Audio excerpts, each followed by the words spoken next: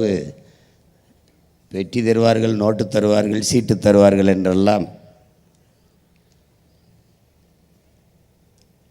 இருக்கிற நிலையில் மாட்டோடும் மரத்தோடும் தண்ணீரோடும் கடலோடும் நாம் தமிழர் பிள்ளைகள் பேசிக்கொண்டு வருகிறார்கள்.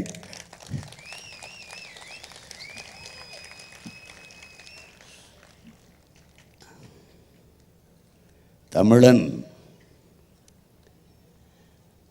உலகந்தழுவி நேசித்து நின்ற உயர்ந்த பேரினத்தின் மக்கள்.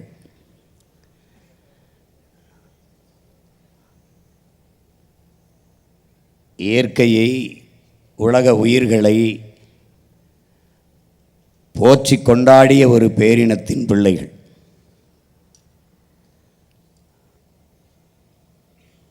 அவர்கள்தான் இந்த அரசியலை பேச முடியும், பேசுவதற்கு தகுதியும் உரிமையும் பெற்றவர்கள்.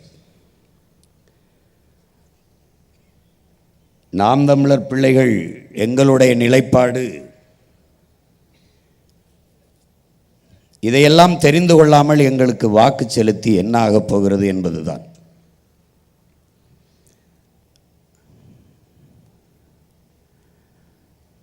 மரம், மலை, ஆறு, தண்ணீர், கடல் இதற்கெல்லாம் எங்களுடைய ஓட்டு இல்லை. ஆனால் இவைகளிடத்தில் தான் எங்களுடைய உயிர் இருக்கிறது என்பதை உணர்ந்து அறிந்த பிள்ளைகள் நாம் தமிழர் பிள்ளைகள் என்பதால் இந்த கடலம்மா மாநாட்டில் கூடியிருக்கிறோம்.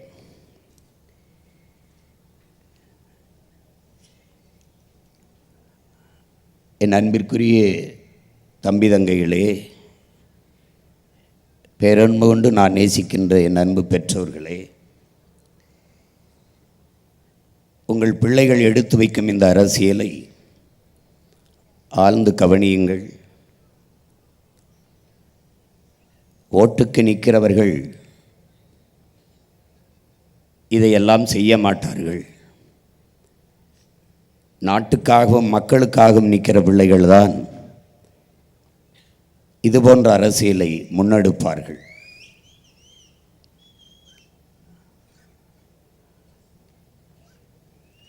நாங்கள் வீழ்ந்தாலும் எங்கள் இனம் வாழ்ந்தால் போதும் என்று நின்ற தமிழ் பேரினத்தின் பெருமாவீரன் பிரபாகரன் பிள்ளைகளால் தான் இந்த அரசியலை முன்னெடுக்க முடியும். கடலம்மா மாநாடு ஏன், எதற்கு என்பதை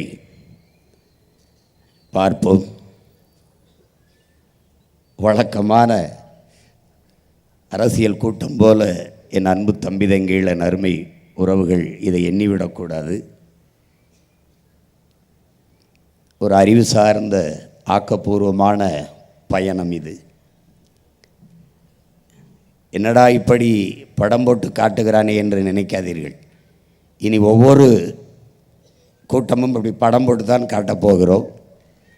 எங்கள் ஆட்சியில் கல்வி எப்படி இருக்கும், எங்கள் ஆட்சியில் மருத்துவத்தின் தரம் எப்படி இருக்கும், எங்கள் ஆட்சியில் காவல்துறை எப்படி செயல்படும், எங்கள் ஆட்சியில் வேளாண்மை எப்படி வளர்த்து வார்த்து எடுக்கப்படும், எங்கள் ஆட்சியின் பொருளாதார கொள்கை என்ன, எங்கள் ஆட்சியில் எல்லாருக்கும் எப்படி வேலைவாய்ப்பை கொடுப்போம் என்பதையெல்லாம் போட்டு போட்டு காட்டி, என்னால் பேசினால் ஏதோ கதை விடுகிறோம் என்பார்கள்.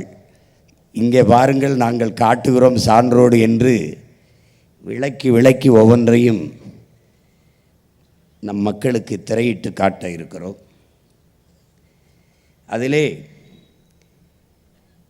பெருமையோடு உள்ள மகிழ்ச்சியோடும் நெகிழ்ச்சியோடும் இந்த மண்ணிலே கடலம்மா மாநாட்டில் அந்த கடல் தாயின் மகன் நான் நிற்பதில் உண்மையிலேயே மகிழ்ச்சியும் பெருமையும் அடைகிறேன். பாருங்கள் என் அன்பு சொந்தங்களே,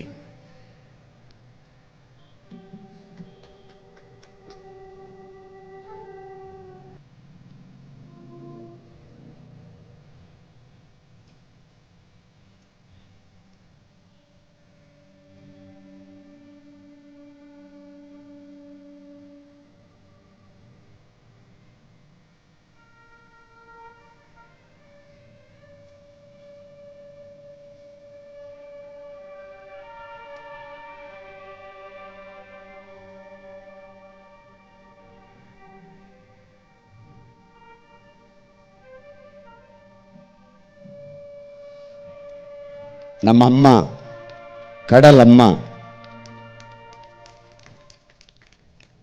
வான்முகந்த ஆதி நீயே ஆழி தாயே கடல் சூழ் உலகு காப்பதே அழகு என்று வான்முகந்த நீர் மலை பொழியவும் மலை பொழிந்த நீர் கடல் பரப்பும் என்று பட்டினைப்பாலை பாடுகிறது. குறிஞ்சியும் மலையும் மலை சார்ந்த இடமும் குறிஞ்சி, காடும் காடு சார்ந்த இடமும் முல்லை, வயலும் வயல் சார்ந்த இடமும் மருதம், கடலும் கடல் சார்ந்த இடமும் நெய்தல். இதிலே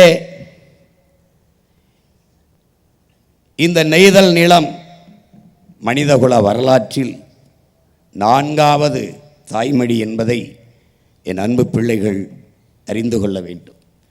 பறந்து விரிந்த கடல் பரப்பில் வாழ்ந்ததாலேயே நாம் பரதவர்கள் என்று அழைக்கப்பட்டோம். மீன் பிடிப்பதாலேயே காரண பெயரால் நாம் மீனவர்கள் என்று அழைக்கப்பட்டோம். நம் குடிப்பெயர் பரதவர்கள்தான். இந்த 4 நிலங்களில் இருந்துதான் இந்த மானுட குலம் உயிர்த்து தலைத்து இன்னைக்கு வளர்ந்து இருக்கிறது. 4வது தாய் நிலம் தாய்மடி நம்முடைய கடலும் கடல் சார்ந்த பரப்பும். 5வது நிலம் பாலை. அது இயற்கை நிலம் அல்ல, செயற்கை நிலம். முல்லையும் குறிஞ்சியின் முறைமையில் திரியின் நிலம் நடுக்குற்று நல்லியல்பு இழந்து பாலை எனும் படிமம் கொள்ளும் என்று நம்முடைய பாட்டனார் இளங்கோவடிகள் சிலப்பதிகாரத்திலே பாடி தந்திருக்கிறார். இப்போது கடல் உலகின் முதல் அதிசயம், சப்தமிடும் ரகசியம், கால வெள்ளம் தேங்கி நிற்கும் நீள பள்ளம், வாசிக்க கிடைக்காத வரலாற்றை எல்லாம் தின்று செரித்து நின்று சிரிக்கும் நிஜம் என்கிறார் நம்முடைய கவி பேரரசு வைரமுத்தவர்கள் தண்ணீர் தேசத்திலே. இங்கே இந்த கடல் எப்படி உருவானது?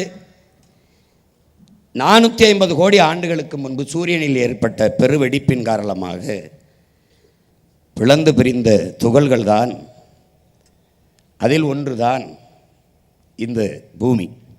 அதில் 400 கோடி ஆண்டுகளுக்கு முன்பு சூரியனிலிருந்து வெடித்து சிதறும்போது அங்கிருந்து வந்த நீராவி, இந்த பாறைகள், அதுகளில் இருந்து வழிந்து வந்த நீர் முதலில் நெருப்பு துகளாக இருந்து நாளடைவில் மேல்மட்டம் குளிர்ந்து குளிர்ந்து நீர் உருவாகி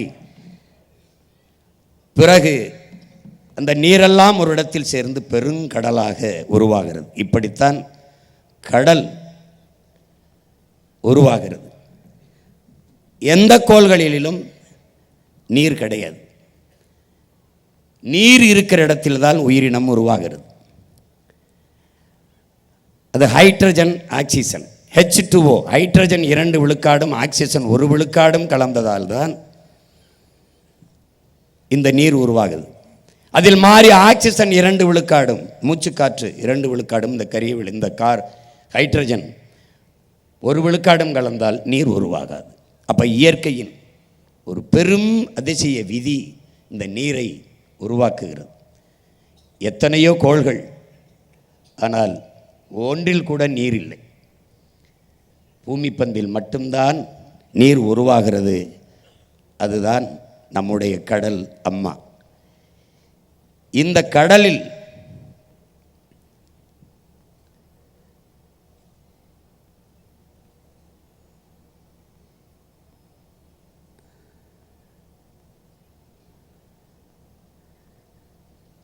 கடலில் இருந்துதான் என் அன்பு தம்பி தங்கைகளே, இதை பாருங்கள். 350 ஆண்டுகளுக்கு முன்பு ஒரு செல் உயிரி, நீங்கள் படித்திருப்பீர்கள்.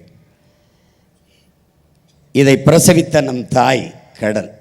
அதனால்தான் அவள் கடல் அம்மா. உலக உயிரில் முதல்ல பிரசவித்த தாய் அவள்தான். அவளுடைய கருப்பையில்தான் இந்த ஒரு செல் உயிரினம் உருவாகிறது. அதை பிரசவித்தவள் கடல். அதனால்தான் அவள் கடல் அம்மா. இதில் இருந்துதான் பல்வேறு படிநிலை மலர்ச்சி மாறி மாறி மாறி, அதை பரிணாமம் என்கிறார்கள், நாம் படிநிலை மலர்ச்சி என்கிறோம். மாறி மாறி ஒவ்வொரு காலகட்டத்திலும் பல ஆயிரம் ஆண்டுகள், பல லட்சம் ஆண்டுகள் அப்படி மாறி மாறி மாறி மாறி பல்வேறு படிநிலைகளில் பல்வேறு வடிவங்களை பெற்று மாறி வருவதை பாருங்கள்.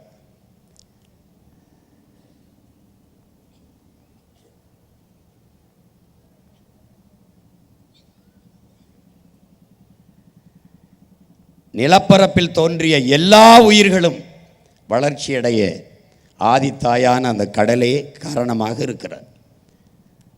அதனாலேயே அவள் நம்முடைய கடல் அம்மா. படிமலர்ச்சியை பாருங்கள். அடுத்த நிலை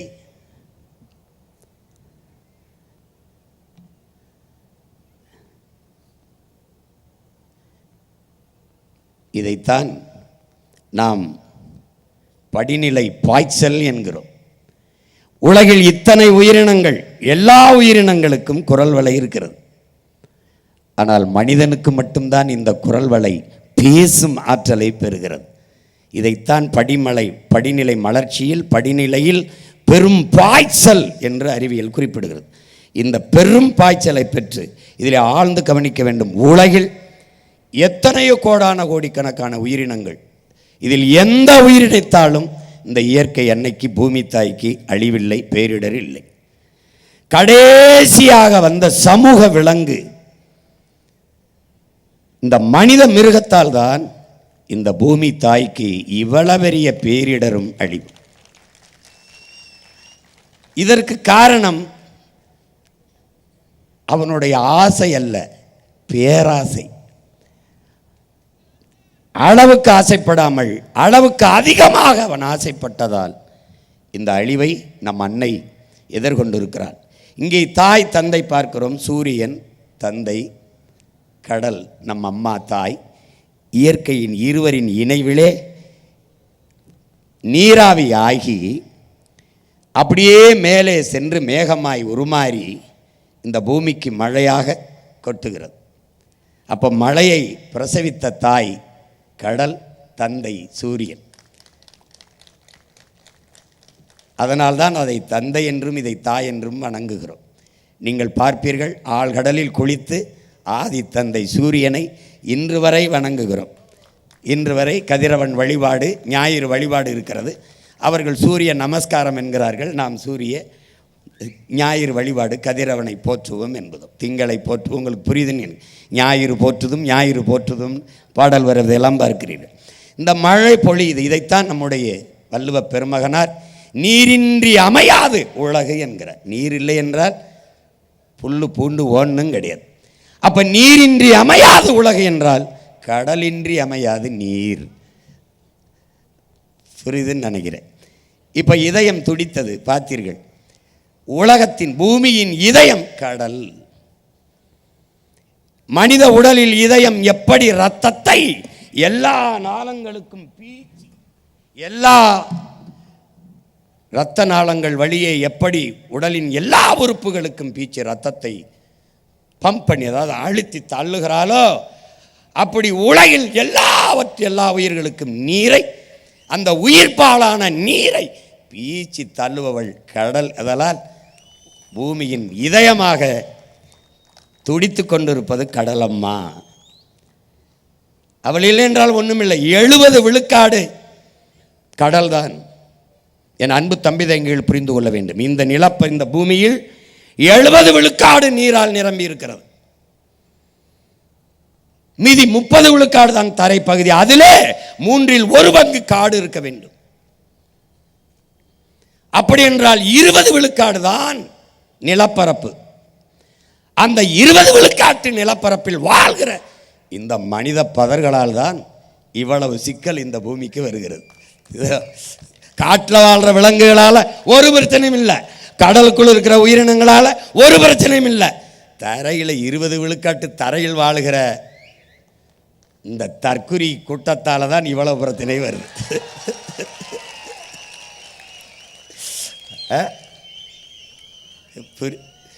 பாருங்க பாருங்க, பார்த்துட்டே இருங்க. மீட்டோ. எனவே இந்த பூமி பந்து 70 விழுக்காடு நீரால் சூழப்பட்டிருக்கிறது.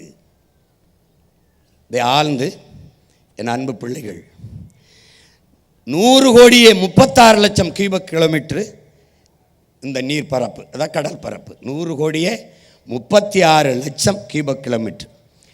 இந்த நீல நிறமாக இது இருப்பதற்கு காரணம் உங்களுக்கு பூமி எல்லாமே கடல் முழுக்க நீளமாக இருக்கிறதுக்கு காரணம், வானம் எல்லாம் நீளமாக இருக்கிறதுக்கு காரணம் அந்த நீளத்தினுடைய ஆதிக்கம் பெரிய அளவு. பூமியில் 3/4 பங்கு கடலால் சூழப்பட்டிருக்கிறதுனால அது நீளமாக இருக்கிறதுனால மொத்தமாக வானம் எல்லாமே நீளமாக இருக்குது. அது பார்ப்போம் ஏன் நீளமாக இருக்குதுன்னு பார்ப்போம். கடல் நீர் ஏன் உப்பு கரிக்கிறதுன்னு பார்க்கணும். இந்த கடல் உப்பு கரிக்கிறதுக்கு இதை கடலில் தண்ணி உப்பு கரிச்சு விட்டு போல, அதை கொட்டி விட்டு போல, தரையில் இருக்கிற இந்த பாறை பாருங்க, பாறை மணல் இதில் இருந்து தான் அப்படியே போய் தண்ணியில் உப்பு கலக்குது. இங்கே பாருங்க, இதில் இருந்து தான் உப்பு போகுது, அங்கே உப்பு இல்லை. ஆனால் அந்த இந்த பாறை மண்ணில் குறைந்த அளவு உப்பு தான் இருக்குது. ஆனால் கடலில் ஏன் அது உப்பு, அது தொடர்ச்சி அந்த உப்பு கரிக்குது அப்படின்னா, எல்லாம் என்ன பண்ணுதுன்னா அந்த சூரிய ஒளியில் இந்த நீர் என்ன ஆயிடுது, நீராவியாகி மேலே போயிடுது. உப்பு அப்படியே படிஞ்சிறதுனால பல கோடி ஆண்டுகளாக அப்படியே அந்த உப்பு படிஞ்சே இருக்கிறதுனால எப்போவுமே கடல் நீர் உப்பு கரிக்குது. அந்த நீர் மேலே நீராவி ஆகி போயிடுது. அதனால் அந்த கடலுக்கு தனியாக உப்பு இல்லை, பாறையிலே மணலில் இருந்து போய் அது நதி வழியே போய் கலந்து கடல் நீரை உப்பாக்கிடுது. அப்போ கடல் நீர் உப்பு கரிக்குது, கரையில் இருக்கிற நீர் அதை தோணா உப்பு கரிக்கல. காரணம் அங்கே இருக்கிற மணல் மேடு. இந்த பாரு மணல் மேடு, மணல் குன்றுகள்னு பேர் இதுக்கு. அது ஒரு சின்ன மணல் மலை, அதுதான் அந்த உப்பை இந்த பாரு அதை என்ன செய்யுது, அப்படியே உறிஞ்சிக்கிட்டு உப்பை உறிஞ்சிக்கிட்டு நல்ல தண்ணீரை கீழே கொண்டு போகுது. இப்போ இந்த உப்பு அது ஒரு வேளாண்மையாக நம்ம பார்க்கப்படுது. உப்பு அந்த காலத்தில் உப்பு தங்கத்துக்கு இணையான விளைவித்திருக்கு.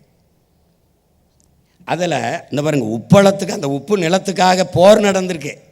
அது யாருக்கு சொந்தம்ட்டு, தங்கத்துக்கு இணையாக இருந்திருக்கு. உப்பு பாறைகளுக்கு உரிமை கோரி போர் நடந்திருக்கு. பாரு எப்படின்னு சண்டை போட்டிருக்கான். நம்ம உப்பை இன்னைக்கு மதிக்கிறது இல்லை. இராணுவ வீரர்களுக்கு சம்பளமாக சம்பா அலம் நெல்லையும் உப்பையும் கொடுத்துருக்கான். அலம் என்றால் உப்பு, சம்பா என்றால் நெல், ரெண்டும் சம மதிப்பில் இருந்திருக்கு. உப்பின் மதிப்பு தங்கத்துக்கு இணையாக இருந்திருக்கு.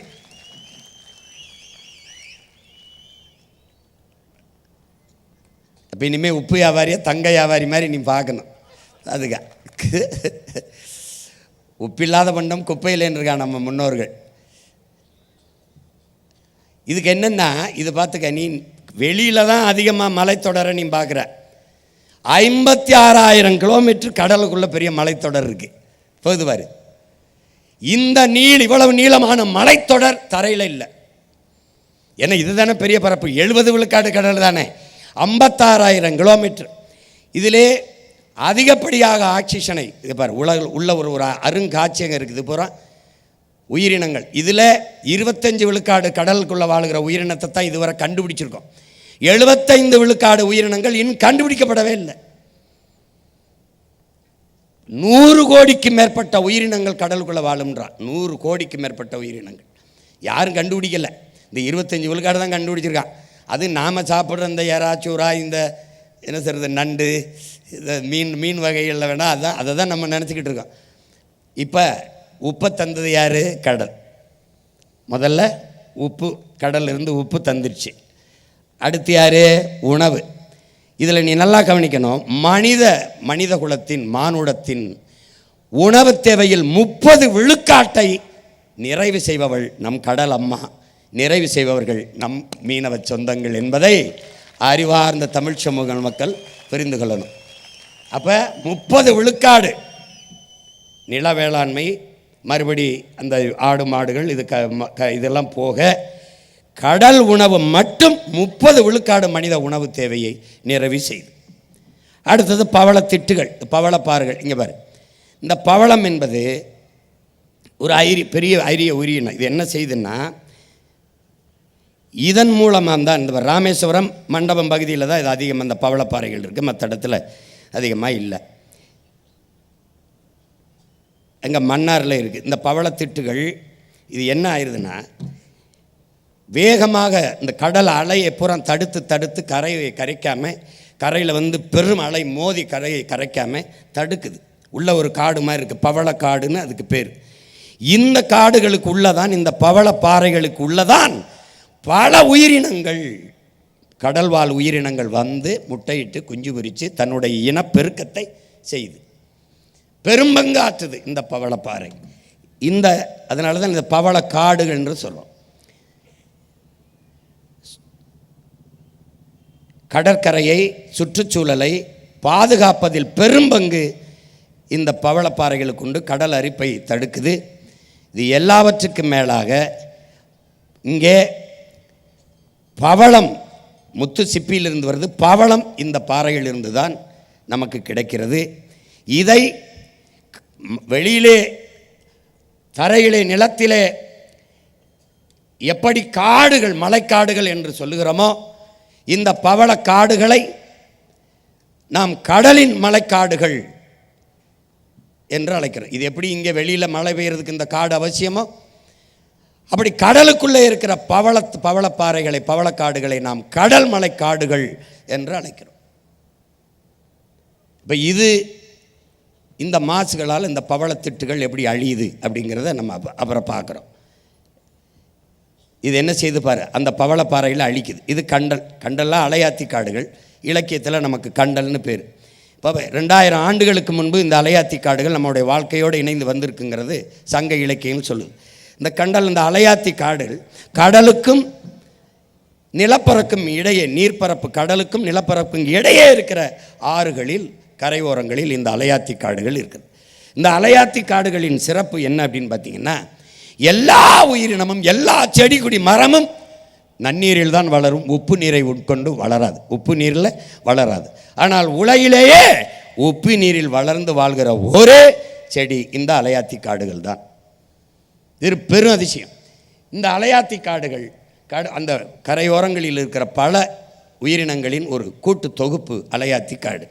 இதில் பவளப்பாறை எப்படி பணியை செய்கிறதோ அப்படி வேகமாக வந்து அந்த கடல் பெரும் அலைகள் வந்து கரையை அரிக்காமல், கடற்கரையை அழிவை சந்திக்காமல் வாழுகிற அந்த இடத்தில் அது பெரிய அரணாக இருந்து அலையை அந்த வேகத்தை கட்டிப்படுத்துவதாலேயே அது அலையாத்தி காடு என்று காரண பெயரால் அழைக்கப்படுகிறது. ஆனால் அதற்கு இலக்கிய பெயர் கண்டல் தான். அதுதான் அதற்கு பெயர்.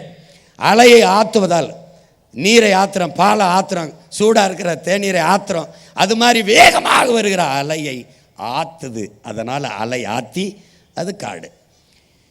இப்போ இந்த அலையாத்தி காடுகளில் இருக்கிறது என்னென்னா, எப்படி பவளக்காடுகளில், பவளப்பாறைகளில் கடலுக்குள் வாழ்கிற பல உயிரினங்கள், மீன், நண்டு, நத்தையெல்லாம் வந்து அதில் முட்டையிட்டு குஞ்சு பொரிக்குதோ, அப்படி இந்த அலையாத்தி காடுகளின் வேர்களில் வந்து இறால், நண்டு போன்ற மீன் வகைகள் வந்து அங்கேயே தங்கி முட்டையிட்டு குஞ்சு பொரித்து தன்னுடைய இனப்பெருக்கத்தை செய்து. அப்போது அலையாத்தி காடுகளின் பங்கு பாரு, நண்டு இந்த வேர்க்குள்ளே போகிறத பாரு, இதுக்குள்ளே தான் வாழுது. இந்த இயற்கையின் சீற்றங்களால் இந்த கடற்கரை கிராமங்களை அழியாமல் பார்த்து கொள்வதில் பெரும்பங்கு இந்த அலையாத்தி காடுகளுக்கு இருக்குது. இப்போ இந்த அலையாத்தி காடுகள் அழிவதை நீ பார்க்குற. இதற்கு காரணம் என்ன உனக்கு தெரியும். நச்சு கழிவுகளை கொட்டுவது, இது ஒரு பொருட்டாவே நீ நினைக்கிறது இல்லை. அலையாத்தி காடு அது ஏதோ ஒரு செடி, ஒன்றத்துக்கு உதவாத ஒரு செடின்னு நினைக்கிற. உனக்கு இதெல்லாம் எப்படி வரணும், உனக்கு பூக்கணும், காய்க்கணும், பழங்கள் தொங்கணும், அதை தான் நீ மரம், அதை தான் செடின்னு நினைப்ப. இதை நீ இது பொருட்டாக கருதுறதில்ல. அது செத்துச்சுன்னு வச்சுக்க, மொத்தமாக நீ செத்துருவாங்கிறத உனக்கு காலை உணர்த்தும். அப்புறம் நீ என்னை தேடுவேன், இங்கே பாரு, தேடுவேன். இப்போ இதில் இந்த அலையாத்தி காடுகள் போல் இந்த மண் குன்றுகள், இந்த கண்டல் மண் குன்று, இப்போ சொன்னல மீன் எப்படி அந்த நீரை தடுக்குது, அந்த உப்பை உறிஞ்சிட்டு அதை எப்படி நீரை சமைக்குது, இந்த மண் குன்றுகள் இதுக்கு பேர். இந்த மண் குன்றுகளை இவர்கள் எப்படி சுரண்டி தின்றுருக்கான் பாரு, பார்த்தா எப்படி வெற்றிக்கான் பார்த்தியா. இந்த மண் குன்றுகளை புதிய புதிய தொழிற்சாலை அமைக்கிறோம், நச்சாலைகள் அமைக்கிறோன்ட்டு இந்த மண் குன்றுகளை எல்லாம் அழிக்கிறான். இப்போ குறிப்பாக குடிநீர், கடல் நீரை நான் சுத்திகரிக்கிறேன்னு ஒரு ஆலையை கட்டினான்னா இந்த மண் குன்று மேலே தான் கட்டுறான், அதை சிதைச்சிட்டு தான் கட்டுறான். அப்போ அதனால் ஒவ்வொன்றுமே பேராபத்தை உருவாக்கி கொண்டு வருகிறது. இப்போ அலையாத்தி காடு, பவளக்காடு, இந்த மண் குன்று, இதையெல்லாம் பார்க்கும்போது நீ எதையோ கும்பிடுற விழுந்து, இதை ஒரு தடவை கும்பிட பழகிக்க. இப்போ பாரு, இப்போ உயிர், இப்போ இதில் நீ என்ன கவனிக்கணும்னா, உப்பு தந்தது யாரு? அவதான். உணவு தந்தது யாரு? அவதான். இப்போ என்ன பார்க்க போற? உயிர்.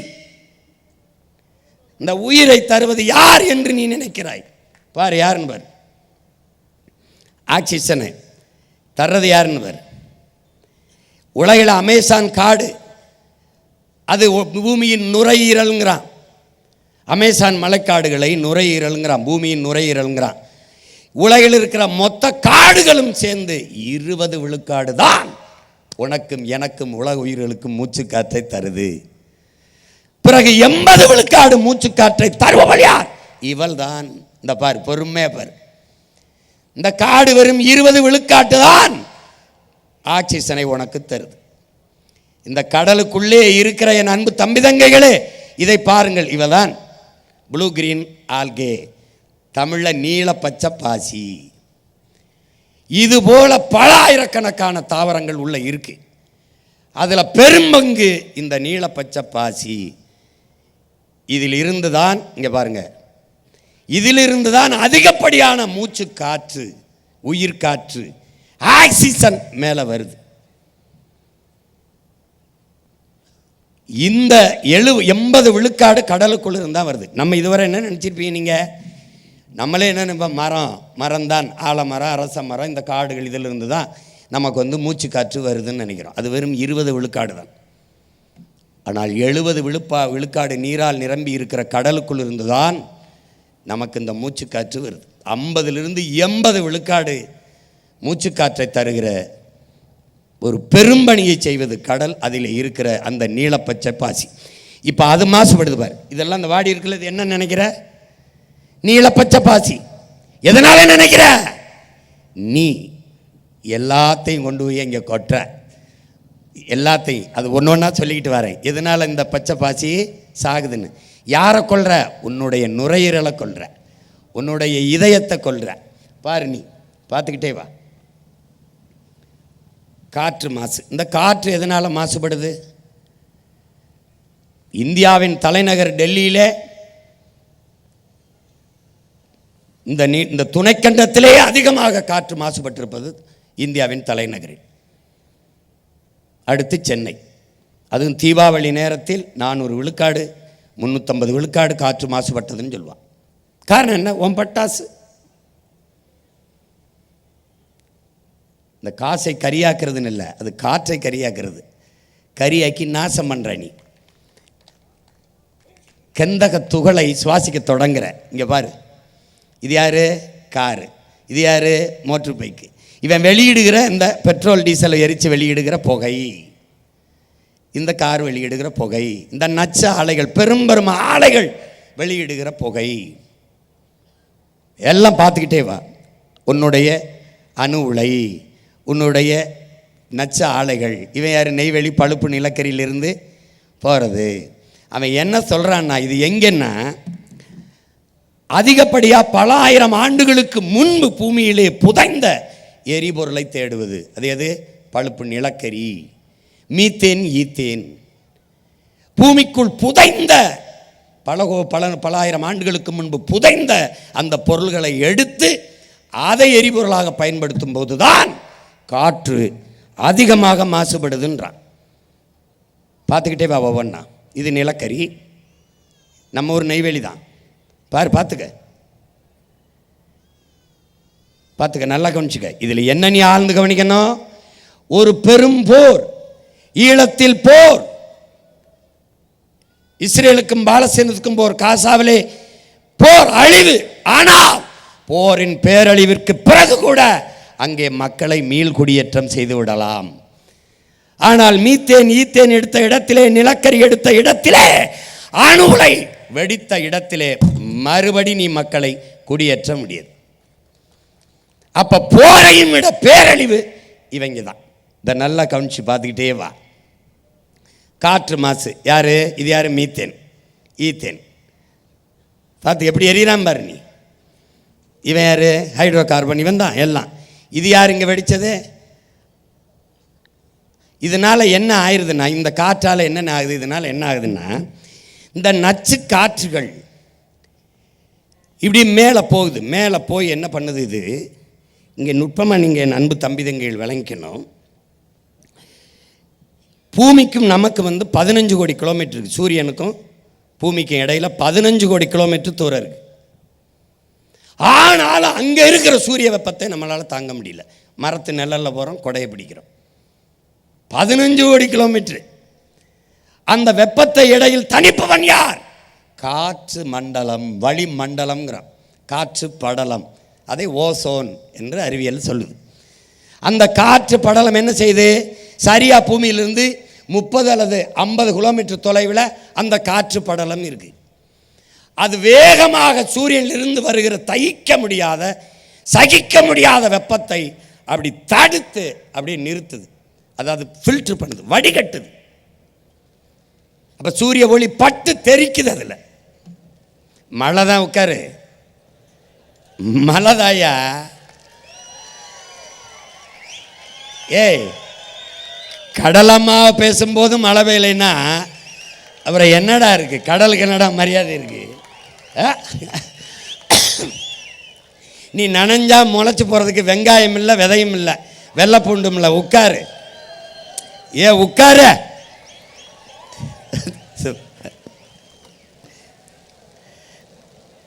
டேய்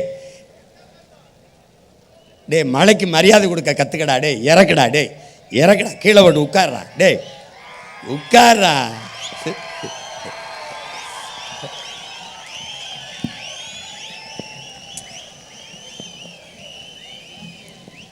ஒரு தொப்பி தான்.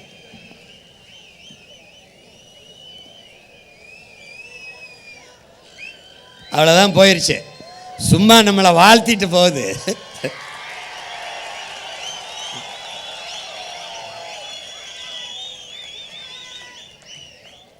டேய், இதெல்லாம் தூக்காதரா. மாநாட்டுக்கு மரியாதை இல்லைடா. கடலை பேசுகிறோம், மழையை பேசுகிறோம், இப்படி தூக்கி உட்கார்றா முதல்ல. ஹை, வச்சுக்க தேவை.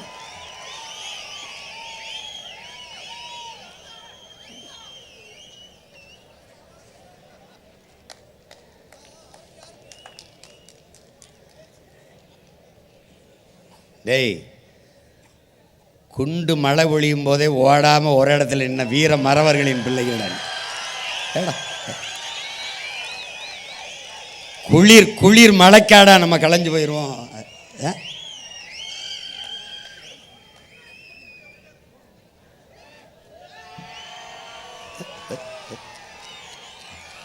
போடுப்பா, போடு.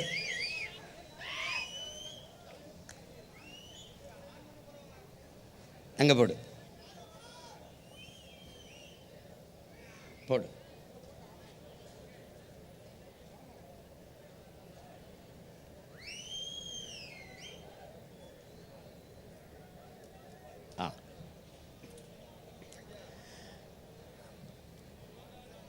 இப்போ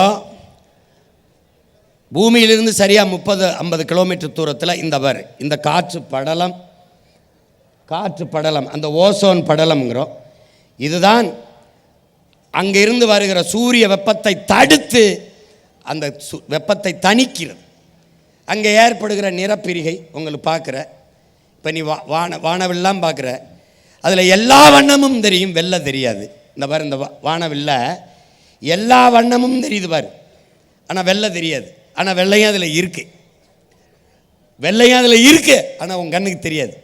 ஏன்னா அந்த நீல நிற வண்ணம் ஆதிக்கம் செலுத்திடுது. அதனால தான் வானமும் கடலும் முழுக்க நீளமாக தெரிகிறது. காரணம் அதுதான். பாரு, முழுக்க நீளமாக தெரியுது. அது அதிகப்படியாக ஆதிக்கம் செலுத்திடுது. இப்போ இந்த இடத்துல அங்கிருந்து வருகிற வெப்பத்தை தணித்து நம்மளால் தாங்கிக் கொள்ளக்கூடிய வெப்பமாக மாற்றுகிற பணியை அந்த காற்று வளிமண்டலம், காற்று படலம் செய்யுது. அதுக்கப்புறம் அங்கிருந்து வருகிற வெப்பத்தையும் நம்மளால் தாங்க முடியாது, பொசுங்கி எரிஞ்சு செத்து போயிடுவோம். அப்போ அதை யார் தடுக்கிறது? இந்த மரங்கள். பார்க்குற, இது ஏன் பழுப்பாக காட்டியிருக்கேன்னா, நீ எந்த செடியும் கொடியும் எந்த மரமும் துளிர்க்கும் போது பழுப்பு நிறத்தில் தான் இலை துளிர்க்கும். அது செத்து அது கருகி கீழே விழும்போது பழுப்பு நிறத்தில் தான் விழும். பிறகு எப்படி பச்சை ஆகுதுன்னா, இங்கே பாரு, எப்படி பச்சை பழுப்பு நிறமாக தான் இருக்குது பாரு. ஆனால் கடை என்ன எதனாலன்னா, அங்கேருந்து வருகிற சூரிய ஒளியை அந்த மரம் தடுக்குது. தடுத்து அந்த பாரு, அது இங்கே இலை இதுகெல்லாம் என்ன செய்யுது, சூரியன்லேருந்து வந்த ஸ்டார்ச் அதை உறிஞ்சுது, உட்கொள்ளுது. அதில் இருக்கிற சர்க்கரையை உறிஞ்சு தன் உணவுக்கு எடுக்குது பாரு. எடுக்கும்போது அதில் இருக்க பச்சையம் அதை எடுத்து உள்ளே வந்தோடனே இலை தலை எல்லாம் புல் பூண்டெல்லாம் பச்சையாக மாறிடுது. ஆனால் செத்து விழுகும்போது, உயிரற்று விழும்போது இது மாதிரி விழுகுது. அப்போ இடையில அது பச்சையாக இருக்க காரணம், அது சூரிய ஒளியில் அங்கே இருக்கிற சர்க்கரையை உறிஞ்சி தன் உணவுக்கு சாப்பிடுது. அது சாப்பிடும்போது வெப்பத்தை உணவாக உட்கொண்டு வெப்பத்தின் அளவை குறைக்கிறதுனால மரத்துக்கு கீழே நம்ம நிற்கும்போது வெப்பம் நம்மளை தாக்காமல் குழு குழுன்னு இருக்குது, நிழலாக இருக்குது. அப்போ யார் பெரிய வேலையை செய்கிறது? யார்? இந்த காற்று படலம். அதை தந்தவள் கடலில் இருந்து போகிற அந்த ஆக்சிஜன், அந்த மூச்சு காற்று வளிமண்டலத்தை உருவாக்கிய கடலம்மா தரையிலே இருக்கிற இந்த மரம். இப்போ கடலுக்கு என் மாநாடு சீமானவன் தம்பி தங்கைகளும் போடுறாங்க, மரத்துக்கு என் மாநாடு சீமானவன் தம்பி தங்கையும் போடுறாங்கன்னு இந்த அறிவு கட்ட, இந்த கேடுகட்ட, கேவலங்கட்ட இனி எவனும் கேட்க மாட்டான்னு நினைக்கிறேன். சரிதானே? சரிதானே? கேட்டா எவனாவது பேசுனான்னா என்ன சொல்லு, உங்களுக்காக ஒரு மருத்துவமனை கட்டுறோம், பெரிய பைத்தியக்கார மருத்துவமனைன்னு சொல்லி.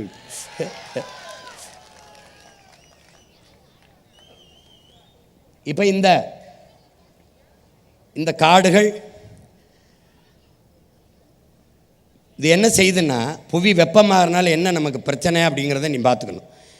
இது என்ன செய்யுதுன்னா, பூமிக்கு மேலே இந்த நச்சு காற்றுகள்லாம் இருக்குது பார்த்தியா, இந்த நச்சு காற்று எது, மீத்தேன், ஈத்தேன், இந்த ஹைட்ரோ கார்பன் எடுக்கிறது, இந்த நெய்வேலி பழுப்பு நிலக்கரி இதிலிருந்து போகிறது, அணு உலை, இந்த என்ன சொல்கிறது, இந்த நச்சாலைகள், உர தொழிற்சாலை, இது எல்லாத்துலேயும் இருந்து போது பாரு. இந்த அனல் மின்சாரம், இந்த அணுக்கழிவு எல்லாம் மேலே போகுது பார்த்தியா, காற்றாகி இந்த கார் வெளியிடுகிற, மோட்டர் பைப் வெளியிடுகிற, சிப்காடுங்கிற தொழிற்சாலை, இது எல்லாம் போகிற இந்த காற்றுகள் எல்லாம் என்ன செய்யுதுன்னு பார்த்தீங்கன்னா, இங்கே இந்த பூமியிலிருந்து சரியாக ஒரு 15 கிலோமீட்டரில் போய் காட்டிருக்கேன் பார்த்தியா, கருப்பாக ஒரு போர்வை மாதிரி படலை மாதிரி படந்துக்குது. அதுக்கு மேலே 50 கிலோமீட்டரில் ஒரு காற்று படலம் இருக்குது. அதுக்கு கீழே ஒரு கருப்பு படலம் இருக்குது. இந்த படலத்தை உருவாக்கியவன் யார்? நம்ம தான். இது எது? இந்த நச்சு ஆலைகளில் இருந்து வெளியாகிற இந்த கரும் புகை, ஏசி, இந்த குளிர்சாதன பெட்டி, இந்த நீராவி, இது எல்லாம் கலந்து போய் சேர்ந்து சரியாக பூமியிலிருந்து 15 கிலோமீட்டரில் இப்படி கருப்பாக நின்றுக்கிறது. இதனால என்ன பிரச்சனை என்ன பிரச்சனைனா, சூரியனிலிருந்து வருகிற வெப்பம், பகலில் இருக்கிற வெப்பம் இரவில் நீல அலை கதிர்களாக மேலெழுந்து சென்று போய் குளிர்ந்துருது. ஆனால் இந்த பகலில் வருகிற சூரிய வெப்பம் இரவில் நீல அலை கதிர்களாக மேலே எழுந்து செல்கிற போது அதை மேலே போக விடாமல் இந்த கருப்பு போர்வையை போட்டு போர்த்தியதை போல இந்த புகை, இந்த படலம் என்ன செய்து, இந்த தூசிகளால், இந்த நச்சு புகைகளால் உருவான படலம் திருப்பி பூமிக்கு அனுப்பிடுது. நன்கு என் தம்பி தங்கைகள், என் பேரன்பு மிக்க பெற்றோர்கள் புரிந்துக்கணும். இது பூமிக்கு திருப்பி அனுப்புறதுனால என்ன ஆயிருதுன்னா, இந்த வெப்பம் மேலே போகாமல் பூமியிலே நிரந்தரமாக தங்கி விடுவதால் பூமி வெப்பமாகிறது, புவி வெப்பமாகிறது. புரிஞ்சிருச்சா? இந்த புவி வெப்பமாவதால் என்னென்ன பிரச்சனை? பருவநிலை, காலநிலை மாறிடுது. அதனால என்னென்ன பிரச்சனை இப்ப பாரு. காலநிலை,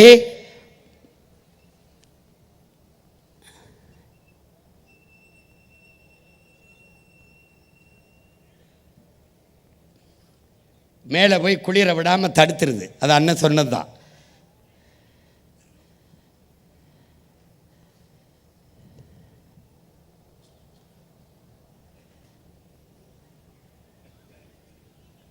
இப்போ பாரு, புவி வெப்பமாவதால் என்னென்ன பிரச்சனைன்னு நீ கேட்கும்போது உனக்கு விளக்குறேன் பாரு அண்ணன். இந்த பூமி வெப்பமாகிறதுனால இப்போ என்ன செய்யுது, பூமியில் பெரும்பங்கு யார்? கடல் நீர். அது கொதிக்க ஆரம்பிக்குது, அது வெப்பமாகுது. இந்த கடல் நீர் வெப்பமாகும்போது பாரு, இந்த ஒலை கொதிக்குது, அந்த கடல் வெப்பமாகுது கொதிக்குது, இங்கே பாரு கொதிக்குது.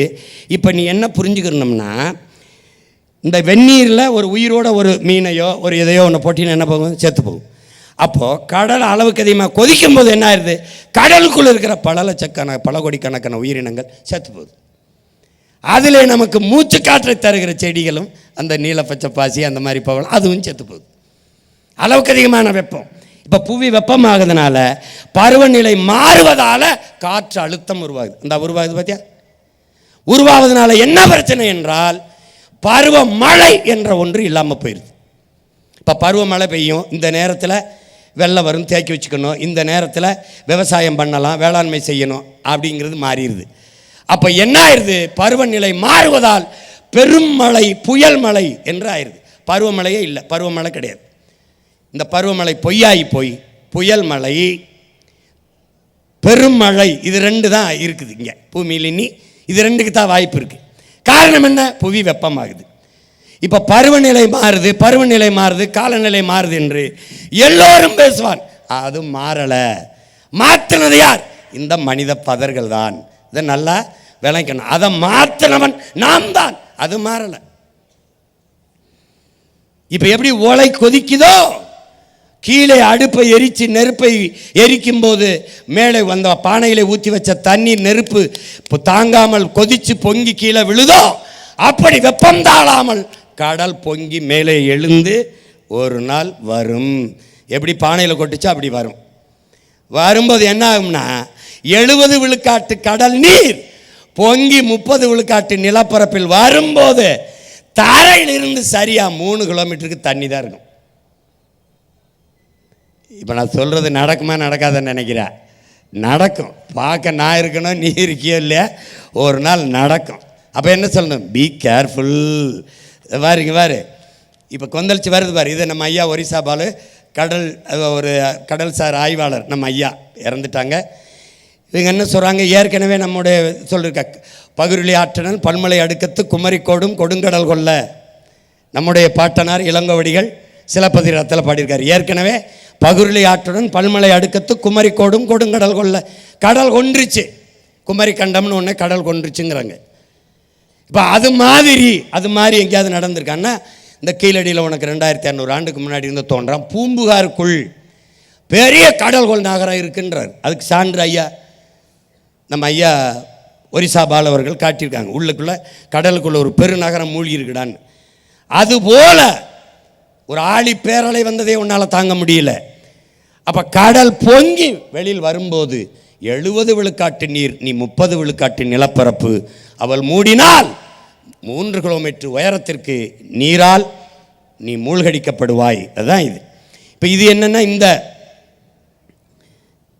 இதில் என்ன கொடுமைனா, இந்திய நிலப்பரப்பில் அதிகப்படியாக 81 விழுக்காடு நிலக்கரி மீத்தேன் ஈத்தேன் தமிழ்நாட்டில் தான் இருக்குது. இது காரணம் பன்னெடுங்காலமாக பல ஆயிரம் ஆண்டுகளுக்கு முன்பு வாழ்ந்த மூதாதை இதற்குள் வாழ்ந்து அதுக்குள்ளே பூமிக்குள்ளே புதைந்து போன மரம் செடி கொடிகள் இலை தலைகள் எல்லாம் மக்கி மண்ணோடு மண்ணாக புதைந்து வெப்பத்தாலும் அழுத்தத்தாலும் கரியாகி மாறுது. அது நிலக்கரி. அந்த கரியின் இடுக்குள்ளே ஒரு காற்று உருவாகிறது. அந்த வெடிப்புக்குள்ளே தேங்கி நிற்கிற காற்று எரி காற்று, அதுதான் மீத்தேன் ஈத்தேன் ஹைட்ரோ கார்பன் என்று சொல்லப்படுது. அப்போ அதை எடுக்கிறதுக்கு என்ன பண்ணணும், பூமிக்குள்ளே குழாயை போட்டு அந்த காற்றை உறிஞ்சுவதற்கு அங்கே இருக்கிற நீரை உறிஞ்சி வெளியில் ஊற்றணும். வெளியில் ஊற்றி விட்டு அந்த காற்றை உறிஞ்சணும். இப்படி தான் மீத்தேன் எடுத்துக்கிட்டு இருக்கான். நீ வெளியில் பார்க்கும்போது ஒரே ஒரு குழாயை பார்க்கிறாய், ஒரே ஒரு குழாயை, நீ ஒரே ஒரு அடிமரத்தை பார்க்கிறாய். ஆனால் வேரை நீ பார்க்க முடியாது. ஆனால் பலாயிரக்கணக்கான வேர்களை அந்த மரம் விட்டுவிடும். அதுபோல இந்த மீத்தேன் ஒரு குழாயை பார்ப்பாய், அவன் பலாயிரக்கணக்கான கிளை குழாய்களை உள்ளே அனுப்பியிருப்பான். அவன் 1000 அடிக்கு கீழே போய் தண்ணீரை உறிஞ்சி உறிஞ்சி உறிஞ்சி வெளியிலே ஊற்றுவான். தரைக்குள்ளே தண்ணீர் இல்லாது போகும்போது கடல் நீர் மட்டத்திற்கு குழாயை போடுவான். இந்த கடல் நீர் உள்ளே வரும். இந்த கடல் நீரையும் உறிஞ்சி தண்ணீரிலே வெளியே ஊற்றுவான். நிலம் உப்பளமாகும். ஒன்றத்துக்கும் ஒரு பயிரும் செய்ய முடியாத அளவிற்கு நிலம் மாறும். இதனால்தான் அதை நிறுத்துங்கிறான். உனக்கு புரியுதுன்னு நினைக்கிறேன். அதை நிறுத்து. இப்போ 81 விழுக்காடு நிலக்கரி மீத்தேன் ஈத்தேன் தமிழ்நாட்டில் தான் இருக்குது. அதுக்கு தான் இதை வேட்டையாடுவதற்கு எல்லா முதலாளிகளும் இங்கே வர்றான்.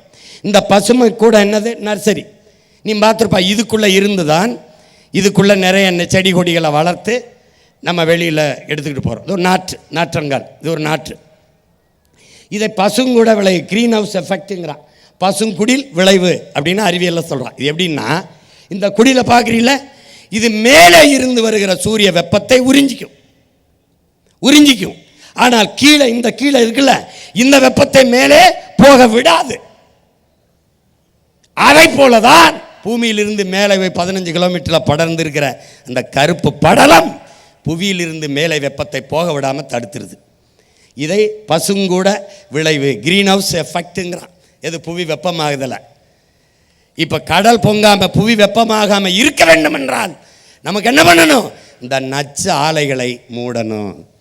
அதுக்கு என்ன மாற்று இருக்கு? அதே மீத்தேனியத்தை நீ எப்படி எடுப்பா சீமான்? மக்கிய இலைதலை கழிவு, ஆடு மாட்டு சாணி, இந்த கோழி வாத்தினுடைய கழிவு, இதை குப்பை கிடங்கிலே கொட்டி அதை மக்க வைத்து அதில் எவ்வளவு வேண்டுமானாலும் இந்த எரிகாற்றை, இந்த பயோகேஸை, மீத்தேனியத்தனை எடுத்துக்கொள்ள முடியும். வாய்ப்பு இருக்கு. வர்றேன், ONGC எல்லாம் நான் மூடுறேன், திறக்கிறேன். புரியுதா உனக்கு? புரியுதுன்னு நினைக்கிறேன். போட எடுத்துக்கிட்டு போடா. அது அப்போ பூமியை வெப்பமடைய விடாமல் தடுக்க இருக்கிற வாய்ப்பு மரங்களை வளர்ப்பது. நீ வெயில் அடித்தால் கொடை பிடிக்கிறாய். பூமி தாய்க்கு வெப்பம், குடை பிடிக்க வேண்டும். என்ன குடை? பச்சை குடை. அது என்ன குடை? மரம். அப்ப 10 ஆண்டுகளில் பிரபாகரன் மகன், இயற்கை தாயின் பிள்ளை, என் தாய் நிலத்தை பச்சை போர்வையால் 10 ஆண்டு பசுமை திட்டத்தில் போர்த்துறேன். நீ பாரு, நான் செய்யறேன் இல்லையான்னு மட்டும் பாரு. உறுதியா செய்யறோம். உனக்கு புரியுதா? இப்ப அடுத்து இது பசுங்கூட விளைவு பார்த்துட்டேன். இதெல்லாம் அதே தான். மேலே போய் கருப்பு போர்வையாக இருந்துக்கிட்டு அது வெப்பத்தை மேலே போக விடாமல் பூமிக்குள்ளே இறக்குதுங்கிறது தான் இது. அதை தான் சொல்லுது. அது இந்த காடுகளை அழித்தல், அது எதுக்கு அழிக்கிறோம், ஏன் அழிக்கிறோம்னு தெரியாது, அவன் பாட்டு செஞ்சிட்டு இருப்பான். இதுவால் தான் புவியின் வெப்பம் அதிகரிக்குதுங்கிறத சொல்லுது.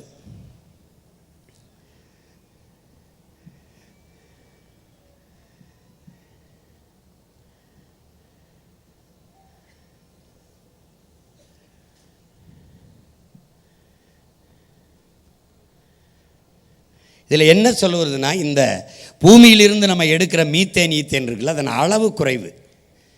அந்த மீத்தேன் ஈத்தேனின் பயனும் வாழ்நாளும் குறைவு. அது எவ்வளவு தூரம் பயன்படும்னா கொஞ்சம் தான். அதனுடைய வாழ்நாள் இருக்குல்ல, ஆயுள் இருக்குல்ல, அதுவும் குறைவு தான். ஆனால் அதனால் ஏற்படுகிற தீமை, பின்விளைவு ரொம்ப அதிகம். அந்த மீத்தேன் ஈத்தேன் இந்த பூமிக்குள் இருந்து பல ஆண்டுகளுக்கு முன்னாடி புதைந்திருக்கிற அந்த மூலப்பொருளை எடுத்து ஏற்படுத்துகிற, உருவாக்குகிற, எரிகாற்று தயாரிக்கிற இந்த மீத்தேன் ஈத்தேன், இதில் இருந்து வருகிற நச்சு காற்று தான் காற்று மாசு தான் மிக அதிகம்ங்கிறான். அப்போ இதனால் ஏற்படுகிற பின்விளைவு தீமை தான் மிக அதிகம்ங்கிறான். அப்போ முதல்ல இதை கை வைக்கணும். இந்த அயோக்கிய பயலம் மூடணும். மூடிட்டு மாற்று. சிங்கப்பூர் ஒரு சின்ன நாடு, இதே மீத்தேன் ஈத்தேனை மக்கிய மரக்கழிவில் இருந்து எடுக்குது. நம்முடைய அப்பா நம்மால் வரவர்கள் ஆடு மாட்டு சாணத்தில் இருந்து எவ்வளவு வேண்டுமானாலும் பயோகேஸ் எடுக்கலாம். என்னுடைய தம்பி மன்னார்குடியிலே மனித கழிவு, ஆடு மாட்டு கழிவில் இருந்து பயோகேஸ் இந்த எரிகாற்றை எடுத்து வீட்டுக்கு அம்மாவுக்கு அடிப்பெருக்க கொடுக்குறான், மின் விளக்கு பொருத்துகிறான், அவனுடைய உந்தூரிலேயே ஓட்டி செல்கிறான். என்ன காட்சி இருக்குது, நான் போடுறேன். அவன் வீட்டில் செய்கிறான், உங்கள் பிள்ளை நான் வந்து நாட்டில் செய்கிறேன்றேன். இவ்வளவுதான், இவ்வளவுதான். புரிஞ்சிருச்சுன்னு நினைக்கிறேன்.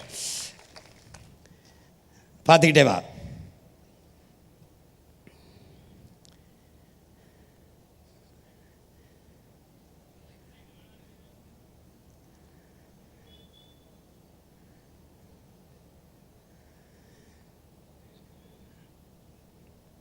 அது மிகப்பெரிய பேரழிவை ஏற்படுத்துங்குது. இப்போ என்ன சொல்ல வருதுன்னா, அது உன்னால் வந்து இந்த கடலில் இருக்கிற இப்போ நீ வந்து ஒரு காடை வெட்டி அழிச்சிட்ட, நான் நட்டு வச்சு வளர்த்துடலாம், உனக்கு புரியுதுன்னு நினைக்கிறேன். இப்போ தண்ணியை உறிஞ்சி வித்துடுற, நான் தடை பண்ணிவிட்டு தண்ணீரை சேமித்து வச்சுட்டு செத்துருவேன். ஆனால் கடலுக்குள்ளே இருக்கிற பவளப்பாறையவோ அந்த நீலப்பச்சை பாசியவோ ஒன்றால் என்னால் ஒன்றும் உருவாக்க முடியாது. அப்போ என்ன செய்யணும்? மிக கவனமாக கடல் அம்மாவை நம்ம பார்த்துக்கணும். உன்னைய பெற்ற தாய் என்னைய பெற்றாள், உன் தாயை ஒருத்தி பெற்றாள், உலக எல்லா உயிர்களையும் பெற்ற தாய் இவதாங்கிறத நீ கவனத்தில் வச்சுக்கணும். அப்போ அவளை எவ்வளோ தூரம் போற்றணும் பார்த்துக்க. சும்மா வெறும் வெற்று வார்த்தையில் கடலம்மா இல்லை. அவளை ஏண்டா ஒரு எல்லாவற்றையும் கொடுக்கிறவனை ஏண்டா கருணை கடல்னு சொல்கிறான். கருணையோடு எல்லாவற்றையும் கொடுக்கிற ஒன்று இருக்குன்னா உலகத்தில் கடல் தான். அதனால தான் கருணை கடலே என்று சொல்கிறோம். அப்போ அது அப்படின்னா அவள் யாருன்னு நீ பார்த்துக்க. இப்போ கடல் நெகிழி இந்த மாதிரி பாரு. இதில் நீ என்ன கவனிக்கணும்னா கடல் எதனால் மாசுபடுது, காற்று எப்படி மாசுபடுது பார்த்துட்டேன். காற்று மாசால் என்ன? புவி வெப்பமாகுது. புவி வெப்பமால் என்ன? கடல் கொந்தளிக்குது, கொதிக்குது. இப்போ இது என்ன? கடல் நெகிழி மாசு. இப்போ இந்த நெகிழிங்கிறது என்ன நீ பார்க்குற? இதை நெகிழி, அதை ஆங்கிலத்தில் பாலித்தீன்கிறோம். பிளாஸ்டிக்கு குழைமம், தமிழில் குழைமம். இவை ரெண்டையும் இவனால் ஒழிக்க முடியுமா? முடியாது. 4 நூற்றாண்டுக்கு முன்னாடி நம்ம இந்த பிளாஸ்டிக்கு இந்த நெகிழி குப்பையில் இருந்தோமா? இந்த பை இருந்துச்சா? நம்ம அம்மாக்களில் பிளாஸ்டிக் குடம் இருந்துச்சா? இந்த நாற்காலியில் தான் உட்கார்ந்துருந்தியா நீ? இது இல்லாமல் நம்ம வாழ்ந்தது இல்லையா? அப்போது இதை தடை செய்யாமல் கிளீன் இந்தியாங்கிறது எவ்வளோ பெரிய ஏமாற்று என்பதை நீ பார்க்கணும். இப்போ இந்த நெகிழி குப்பை பாரு, டே உன்னால் நம்ப முடியுதா பாரு. இது மண்ணோடு மண்ணாக மக்கி போக 50,000 ஆண்டுங்கிறான் ஒருத்தன், 5 லட்சம் ஆண்டுங்கிறான் ஒருத்தன், 50 லட்சம் ஆண்டுங்கிறான் ஒருத்தன். இதுலேருந்து என்ன தெரியுது? எவனும் பார்த்ததில்லை, பார்க்க போகிறதும் இல்லை, பார்க்குறதுக்கு இருக்க போகிறதும் இல்லை. யாருக்கும் தெரியல மண்ணோடு மக்கி போகிறதுக்கு. அதில் என்ன சொல்கிறான்? பூமியை அழிக்க அணுகுண்டு போட தேவையில்லை, பிளாஸ்டிக்கு பாலித்தீனே போதுங்கிறான். அணுகுண்டு உடனே அழிவை தரும், இது கொஞ்சம் கொஞ்சமாக அழிவை தரும், ஆனால் உறுதியாக அழிவை தரும். பாரு, இப்போ இந்த நெகிழி குப்பையை பார்த்துக்க, எங்கே போகுது பாரு. நீ எங்கே போட்டாலும், தரையில் எங்கே போட்டாலும் இறுதியாக போய் சேர இடம் உன் தாயின் மடிதான். நல்லா கவனி, பார்த்துக்க.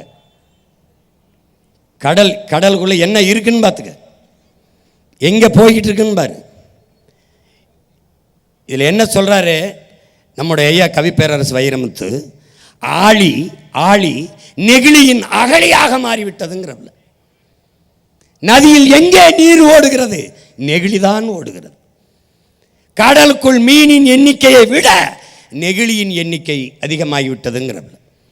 இந்திய நிலப்பரப்பு எவ்வளவு பெரிது? இந்த இந்திய நிலப்பரப்பை போல 3 மடங்கு கடலுக்குள் பிளாஸ்டிக் நெகிழி குப்பைகள் கிடக்கிறதுங்கிற. இந்த பிளாஸ்டிக் நெகிழி குப்பைகளை போட்டு கடலை மூடிவிட்டால் அதில் மிக அவசியமான உயிரினங்களான பவளப்பாறைகள், இந்த நீலப்பச்சை பாசி போன்ற அந்த உயிர்காற்றை தருகிற செடிகள் எல்லாம் அழிவை சந்திக்கும் போது பூமி அழிவை சந்திப்பதை தவிர வேறு வழி இல்லை. இதை விளக்குவதற்குத்தான் உங்கள் உடன் பிறந்தவன் இந்த கடலம்மா மாநாடை போட்டு, அது நான் பேசினால் உங்களுக்கு எங்கே புரியாது போய்விடுமோ என்று பயந்து படம் போட்டு காட்டிக்கிட்டு இருக்கேன். ஏன்னா நீ படம் காட்டுறவனுக்கு போய் படங்க இது ஆடல் வாடல் படம் இல்லை, ரொம்ப அவசியமான அர்த்தமுள்ள படம். அதை பார்த்தா பாடையில் போவேன், இதை பார்த்தா பல்லாண்டு நல்லபடியாக வாழ்வேன். அதுக்கு தான் இதை இப்படி போட்டு காட்டுறேன். பார்த்துக்க.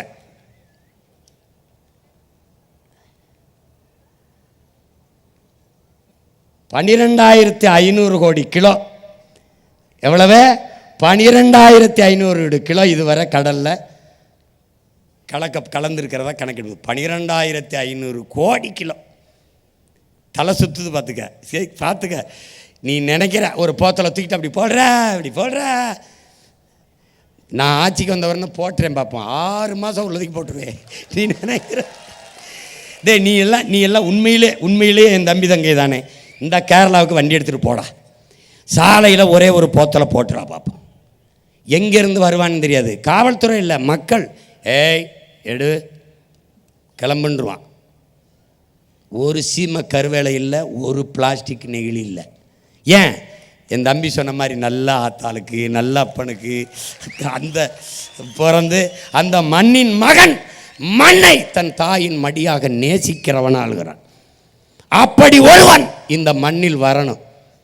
எவனால் முடியும்? பிரபாகரன் என்ற பெருமரவனின் மகனால் தான் அது முடியும். இந்த பாரு, இதை பார்த்து உனக்கு வீட்டில் நிம்மதியாக தூக்கம் வந்துருச்சுன்னா என்னை மறந்துடுறா, இல்லைன்னா என்னை தேடி வாடா. இங்கே பாடுறா, இது எப்படின்னா நுண்ணிய நெகிழி. இது மொத்தமாக நீ பார்த்த தானே, இது துகள். இது கடல் சூப்புங்கிறான். கடலுக்குள்ள கண்ணுக்கு தெரியாது. இந்த ஒரு போத்தலில் மட்டும் 1 லிட்டர் கடல் நீரில் மட்டும் 10,000 1 லட்சம் நுண்ணிய நெகிழிகள் இருக்கு. 10,000 1 லட்சம் இந்த போத்தலுக்குள்ள மட்டும். இதனால என்னென்ன பிரச்சனை கொஞ்சம் பார்த்தே வாங்க, என்ன பிரச்சனைன்னு பாரு என்னென்ன பண்ணுது பாரு. இது என்ன ஆகிறதுன்னா பல லட்சக்கணக்கான பல கோடிக்கணக்கான உயிரினங்களை கொன்று குவிச்சிருது. நெகிழி சூப்பாயிருச்சுங்கிறான். எப்படி நீங்கள் சின்னதாக ஒரு காய்கறியை வெட்டி போட்டு கோழி கறியை நறுக்கி போட்டு சூப் வைப்பியா அப்படின்ட்டு, இதுக்குள்ளே இருக்கிற எல்லா உயிரினங்களும் தின்னு செத்துருது. இதுவரை எவ்வளவு? 10 கோடி அளவில் இருக்குங்க. இந்த நெகிழியால் செத்தது 10 கோடிக்கு மேலே செத்துருக்குன்றான். பார்த்துக்க பாரு. இந்த பாரு, இந்த பறவை இப்போ பார்த்து, இந்த பறவை பார்த்து எப்படி செத்து கிடக்கு பாரு. இது யாருன்னு பார்த்தா இவன் திமிங்கலாம். 40 கிலோ பிளாஸ்டிக்கை தின்னுருக்காப்புல. தரையில் இருக்கிற யானை, புலி, கரடி, குரங்கு எல்லாம் என்ன திங்கிறது தெரியாமல் தின்ட்டு சாகுது. தண்ணிகள் இருக்கிறது தின்ட்டு சாகுது. இது என்னத்தை சொல்ல வருது? ஒரு நாள் நீ இப்படி சாக போகிறாயின்னு சொல்லுது. நாம் என்ன நினைக்கிறோம்? அதெல்லாம் மலை எவ்வளவு உயரமோ அவ்வளவு உயரத்திற்கு நெகிழி பிளாஸ்டிக் குப்பை மலைகள் உருவாயிருச்சு. தரையில் இருக்கிற இந்த திடக்கழிவை, இந்த குப்பைகளை உங்கள் பிள்ளை எங்களால் சரி செஞ்சிட முடியும். திடக்கழிவு மேலாண்மையில் சரி செஞ்சிருவேன். ஆனால் தண்ணிக்குள்ளே கடலுக்குள்ளே கொட்டி நீ மூடி வைத்திருப்பதை என்னால் இல்லை ஒன்னால் என்ன செய்ய முடியும்னு பாரு, யோசிச்சு பாரு. இந்த பறவை என்ன பண்ணிச்சு? இது எவ்வளோ பாரு, 1 கோடி நுண்ணிய நெகிழிகளை இது திங்குதுன்றது, இதுக்குள்ளே இருக்குதுன்றான். 1 கோடி. எல்லாத்தையும் பார்த்துக்க. நீ வாழ்கிறதுக்கு இவனையெல்லாம் படுத்துகிற பாட பார்த்துக்க. இப்போ இந்த நெகிழி எல்லாம் போய் அது அந்த கடலுக்குள்ளே இருக்கிற உயிரிகளை எல்லாம் கொல்லுது. பவளப்பாறையை மூடி பவளப்பாறையை அழிக்குது. இந்த ஆல்கேங்கிற இந்த நீலப்பச்சை பாசி உனக்கு எது ஆக்சிஜனை தருதோ அதை போய் முடிக்குது. இது மண்ணுக்குள்ளே மக்கி மண்ணோடு மண்ணா போ பல லட்சம் ஆண்டுனா கடலுக்குள்ளே நீ என்ன பண்ணுவாயின்னு பார்த்துக்க. அப்போது இது என்னன்னு பாரு, கடல் மாசு. இதெல்லாம் யாருன்னு பாரு, இந்த நச்சு ஆலைகள் இருக்கிற காற்று இருக்கு பாரு, காற்று. அது காற்றை மாசுபடுத்தி ஒரு கருப்பு படலமாகி புவி வெப்பத்தை மேலே போக விடாமல் தடுத்து புவி வெப்பத்தை அதிகப்படுத்துது. இவன் யாரு? கழிவு. ஆலை கழிவு, சாய கழிவு. பார்த்துக்க கடலை எப்படி மாத்திராம பாரு. இது யாரு? சாயக்கழிவு. இவன் யாரு? ஆலைக்கழிவு. இவன் யாரு? சாயக்கழிவு. இவன் யாரு தெரியுதா? டே அவன் யாரா? இந்த பாரு, முதல்ல போனான் தெரியுமா அவன் யாரு? ஆறில் வந்த தண்ணி. எந்த ஆறில்? காவிரியில். ஒரு ஆள் உயரத்துக்கு சோப்புன்னு வர மாதிரி வந்தான். அவன் யாருன்னு நினைக்கிற? காவிரியில் தண்ணியை திறக்கும்போது அவனுடைய ஆலைகளை எல்லாம் அப்படியே அந்த ஆலை கழிவெல்லாம் சேமித்து வச்சிருந்து தண்ணி நமக்கு திறக்கும் போது திறந்து விட்டுறான். அப்போ திறந்து விடும்போது தண்ணீரோடு சேர்த்து ஆலை கழிவு வந்துடுது. அந்த ஆலை கழிவு ஒரு ஆள் 2 ஆள் உயரத்துக்கு நுரையாக வருது. அவ்வளவும் விஷம். அந்த விஷம் தண்ணியில் ஓடுது, தரையில் பாயுது. தரையில் அது பாய்ஞ்ச அந்த நிலத்தில் விளையிறது என்னவா விளையும்? அதை குடிக்கிறோம். எதை குடிக்கிறோம்? அதை நாம் குடிக்கிறோம். காடுகளில் நதியை நம்பி வாழ்கிற மான், மயில், கொக்கு, குருவி, யானை, சிங்கம், புலி, கரடி, நண்டு, நத்தை, மீன் எல்லாம் குடிக்குது. எதை குடிக்குதுன்னு பாரு. அப்போது நீருக்கு பதிலாக விஷத்தை உண்டு கொண்டு இருக்கான். இப்போ யார் இதெல்லாம் எங்கே போய் கலக்குது? உன்னுடைய கடலில். இது கடையில் ஆலை கழிவு, எண்ணெய் கழிவு. ஒரு தடவை உங்களுக்கு எண்ணூரில் என் தங்கச்சிக்கு தெரியும்னு நினைக்கிறேன், எண்ணூரில் எண்ணெய் கொட்டிடுச்சு. நாங்கள்லாம் போய் நின்னதை எடுக்கிறதுக்கு போராடினோம். அப்போ எங்கள் ஐயா கக்கனுடைய பேத்தி மாவட்ட ஆட்சியராக இருந்து அங்கே பணி செஞ்சுக்கிட்டு இருந்தாங்க. நான் கேட்டேன், வாலிக்கிட்டு அள்ளிக்கிட்டு இருந்தாங்க எண்ணெயை, கடலில் கொட்டின எண்ணெயை. என்னன்னு கேட்டேன். கப்பலுக்கும் கப்பலோட கப்பல் மோதிருச்சுன்னு. தம்பி லாரன்ஸ் படத்தில் பேய்க்கும் சண்டையும் வரல, அது மாதிரி கப்பலோட கப்பல் மோதிருச்சு. அது மோதினதில் எண்ணெய் கொட்டிடுச்சு. எப்படா இங்கிருந்து வர்ற கப்பல் இங்கிருந்து வர்ற கப்பலை பார்க்காம மோதிச்சுன்னா அதுக்கு பதில் இல்லை, கொட்டிருச்சு. உலகிலே மிக சின்ன சின்ன நாடுகளில் கூட கடலிலே எண்ணெய் கொட்டினால் உலங்கூர்தியில், ஹெலிகாப்டரில், சிறு விமானங்கள், வானூர்தியிலே வந்து பொடியை தூவுகிறார்கள். வெள்ளையாக ஒரு பொடியை தூவுகிறார்கள். திருப்பி அரை மணி நேரம் வந்து பறந்து வந்து பொடி அந்த அந்த மேலே வந்த எண்ணெய் மேலெல்லாம் அப்படி திட்டு மாதிரி பறந்துக்கிறது. அப்படியே ஒரு பாய் போல் அந்த எண்ணெயை அப்படியே பொடியோடு கலந்து சுருட்டிக்கிட்டு பறந்து போயிடுறாங்க. சின்ன சின்ன நாடுகளில் காட்சிகள் இருக்குன்னு நீங்கள் பார்க்கலாம். ஆனால் இவ்வளவு பெரிய நாடு எண்ணெயை வாளிக்கிட்டு அள்ளிக்கிட்டு இருந்தது. ஒரு வாரம் அள்ளிட்டு எண்ணெயை அள்ளி முடிக்க முடியல, விட்டுட்டாங்க.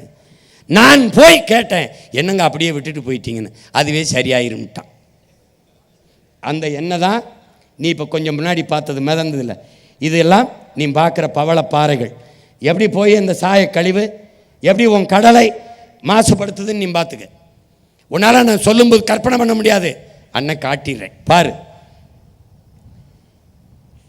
இப்போ அடுத்து அணு உலை, நமக்கு உயிரோடு வச்ச கொல்லி. 2 ஆண்டுகளாக அணு உலைக்கு எதிராக நம்ம போராடணும். நீ பார்த்த தமிழ்நாட்டில் இடிந்த கரையிலையும் கல்பாக்கத்திலையும் இந்த அணு உலைகள் இருக்குது. அதில் இடிந்த கரையிலை மிகப்பெரிய அணு உலை நிறுவப்பட்டிருக்கு. இந்த அணு உலை வேண்டாம் என்று சொல்லும்போது அட்டானமிக் பவர், அணு உலை இல்லாது எப்படி மின்சாரம் நமக்கு கிடைக்கும், போதிய அளவுக்கு எப்படி மின்சாரத்தில் நாம் நிறைவடைவது என்று இவர்கள் கேள்வி எழுப்புவார்கள். அப்போது நமக்கு எழுகிற கேள்வி, மின்சாரம் கண்டுபிடிக்கப்பட்டது அணு உலையாலா, அணு உலை கண்டுபிடிக்கப்பட்டது மின் உற்பத்திக்காகவா? இந்த கேள்வி நமக்கு எழுகிறது. இதை அறிவார்ந்த என் தம்பிதங்கள் கேட்டு பார்க்கணும். அணு உலை கண்டுபிடிக்கப்பட்டது மின் உற்பத்திக்காக அல்ல, மின்சாரம் கண்டுபிடிக்கப்பட்டதும் அணு உலையால் அல்ல. இப்ப அந்த அணு உலை செர்னோபில்ல 1986 வெடிக்குது. உலகத்தின் பேரழிவு. அன்றைய அதிபர், ரஷ்ய அதிபர் கோப்பர்சே பேசுகிறார், இது ரஷ்ய தேசத்திற்கு மட்டுமான அழிவு அல்ல, உலகத்திற்கு ஏற்பட்ட பேரழிவுங்கிறது. நாம் நம்பினோம் இந்த விஞ்ஞானிகள் நம்மை காப்பாற்றுவார்கள், ஆபத்து பாந்தவர்கள் என்று. ஏமாந்து விட்டோம் என்கிறார்கள். எனவே மிகப்பெரிய இரும்பு வேலியை போட்டுவிட்டு 1,00,000 ஆண்டுகளுக்கு இதன் அருகில் வராதீர்கள் என்று மூடி வைத்து விட்டு போய்விட்டார்கள். 86 வெடிக்கிறது. அவ்வளவு பெரிய பேரிடர் பேரழிவை பார்த்த பிறகு இந்தியாவிற்கு அந்த அணு உலையை ஒப்பந்தம் போட்ட பெருந்தகை நம்முடைய ஐயா ராஜீவ் காந்தி அவர்கள். இந்த அணு உலை முதலிலே கேரளாவுக்கு தான் வருது. கேரளாவுக்கு வந்த அணு உலை எப்படி தமிழ்நாட்டுக்கு வந்தது? இங்கே அணு உலையை வைக்க வேண்டும் என்று போராடிய காங்கிரஸ், கம்யூனிஸ்ட், அந்த நிலத்தில் ஆளுங்கட்சி எதிர்கட்சி 2 கட்சியும் எங்கள் நிலத்தில் அணு உலை கூடாது என்று போராடினார்கள். கேரள மலையாளிகள் தெளிவாக இருந்தார்கள். நாங்கள் வெளிச்சத்தில் வாழ்வதை விடவும் உயிரோடு வாழ்வது முதன்மையானது, எங்களுக்கு வேண்டாம் என்று விரட்டி அடித்தார்கள். ஏன்? அவனுக்கு முதலில் சொன்னது போல நல்ல தாய் தகப்பனுக்கு பிறந்தவன், அந்த மண்ணின் மகன், மண்ணையும் மக்களையும் உயிராக நேசிக்கிறவன் தலைவனாக இருந்தான். இங்கே இந்த நிலத்திற்கு இனத்திற்கு சம்பந்தமில்லாத தரகர்கள், புரோக்கர்கள் தலைவர்களாக, அதிகாரிகளாக, ஆட்சியாளர்களாக இருந்ததால் என் நிலம் அழிவதோ, என் ஆத்தால் அப்பன் சாவதோ, என் இனம் படுகொலை செய்யப்படுவதோ, அழிவதை பற்றி அவர்களுக்கு கவலை இல்லை, அனுமதித்தார்கள். என்ன நடந்தது? அவனுக்கு அணு உலை அமைப்பதல்ல நோக்கம், அணு பூங்கா அமைப்பதுதான் அவனுடைய நோக்கம். அணு குண்டின் மீது அமர்ந்திருப்பதும் அணு உலைக்கு அருகில் குடியிருப்பதும் 2 ஒன்றுதான். இது அண்ணன் சொல்லல. உலகிலே பாதுகாப்பான அணு என்ற ஒன்றே கிடையாது, இதையும் அண்ணன் சொல்லல, அணு விஞ்ஞானிகளே சொல்றான். இப்ப இதுல அணு உலை வெடிக்க வேண்டியதில்லை, வெடிக்க வேண்டியதே ஒண்ணுமில்லை. அணு உலையை குளிர்விக்கணும், அணு உலையை குளிர்விச்சுக்கிட்டே இருக்கணும். அந்த அணு உலையை குளிர்விக்க பீச்சு தண்ணி அடிக்கிறான் பார், அந்த தண்ணீர் கடலுக்குள்ள போய் கலக்கும். ஒன்று ஆறுல விடணும், கடற்கரை ஓரத்தில் கட்டுவதற்கு காரணமே அந்த தண்ணீரை கடலுக்குள் விடுவதற்கு தான்.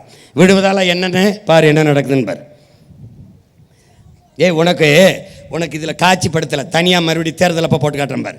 இந்த அணு உலையை பீச்சி அடிக்கிற தண்ணீர் இப்படி தரையில் பட்டுச்சுன்னு வச்சுக்கடா, அதில் ஒரு புல் முளைக்கும். அந்த புல்லை மாடு மேயும்.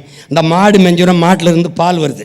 அந்த பாலை கறந்து அதிலிருந்து தயிர், நெய், மோர், வெண்ணெய், நெய்யை எடுத்து ஒரு கண்ணாடி போத்தலில் அடைச்சி அதை மூடியை திரியிட்டு ஒரு இருட்டு அரைக்கில் வச்சு கதவை பூட்டிட்டு இந்த போத்தலை உள்ளே வச்சு நான் பகல் போல எரியுங்கிறான்.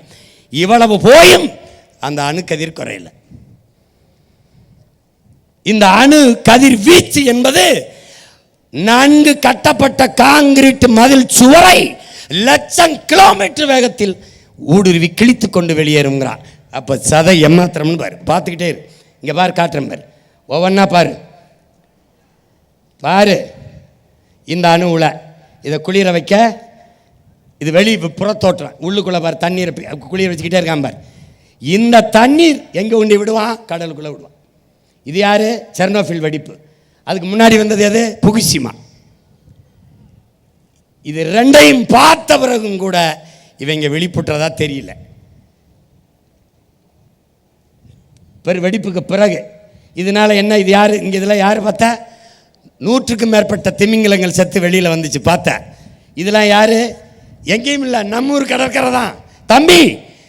இது நம்மூர் கடற்கரை தான். எதுக்கு இத்தனை லட்சக்கணக்கான மீன் செத்து ஒதுங்கி இருக்கு? அணுக்கசிவு, அணுக்கழிவு.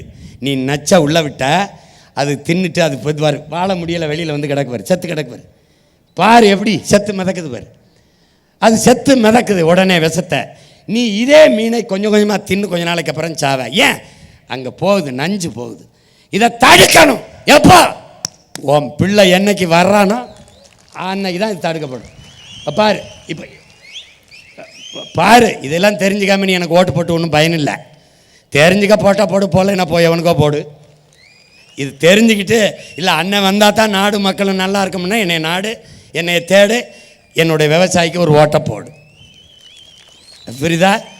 ஆனால் நான் செய்வது என் பிறவி கடமையை செய்கிறேன். நான் இந்த இனத்தில் உன்னோட பிறந்துட்டேன், உன்னை விட்டு போக முடியல, அதனால செய்கிறேன். ஏன்? எனக்கு முன்னவன், என் ரத்தவன், என் தலைவன் இந்த பணியை செஞ்சான். அவனுக்கு முன்னவர்கள் செய்தார்கள். இதை நான் எனக்கும் பின்னவர்கள் செய்வார்கள். வெல்வோம், இதெல்லாம் சரி பண்ணுவோம். பாரு, இப்போ இது என்ன? இப்போ என்னன்னு பாரு, இது யாருன்னு பாரு. இப்போ அணு அந்த கசிவு உள்ளே போய், சாயக்கழிவு, ஆழக்கழிவு உள்ளே போய், இந்த நச்சு எல்லாம் போய் எப்படி கடல்வாழ் உயிரினங்கள் செத்து ஒதுங்குன்னு பார்க்குற. 30 விழுக்காட்டு உணவை நிறைவு செய்வதவன் யார்? அவன்தான். அவன் ஏன் இப்படி செத்து போனமானா அதை பற்றி பேச மாட்டான். இப்போ நான் பேசணும், கவனமாக இரு.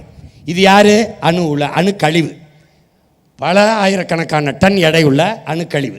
இந்த அணுக்கழிவை பூமிக்குள்ளே புதைக்கணும், புதைச்சி வைக்கணும். எப்படி? இந்த உலையை பாரு, இது என்னன்னு பாருதியா? இங்கே பாரு, நன்கு கட்டப்பட்ட அந்த அலுமினிய தகடுக்குள்ளே அப்படி கொட்டி மேலே ஒரு தகடை வச்சு வெல்டிங் வச்சு அப்படி பலாயிரம் அடி பூமியை தோண்டி அதுக்குள்ளே போட்டு புதைச்சி மூடணும்.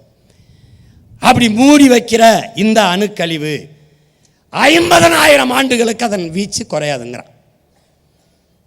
எப்படா பூமிக்குள்ள வெல்டு வச்சிருந்தா வச்சிருக்கான் பாருடா.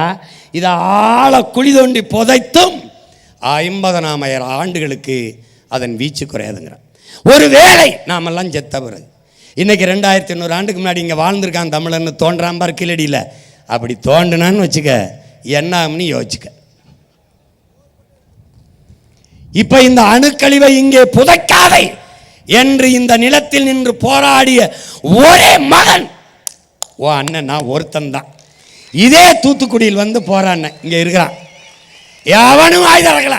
ஏன்? எவனுக்கு இதை பத்தி தெரியல, அவனுக்கு தேவையும் இல்லை. ஏன்? எனக்கு இது ஒரே ஒரு நிலம்தான் இருக்கிறது.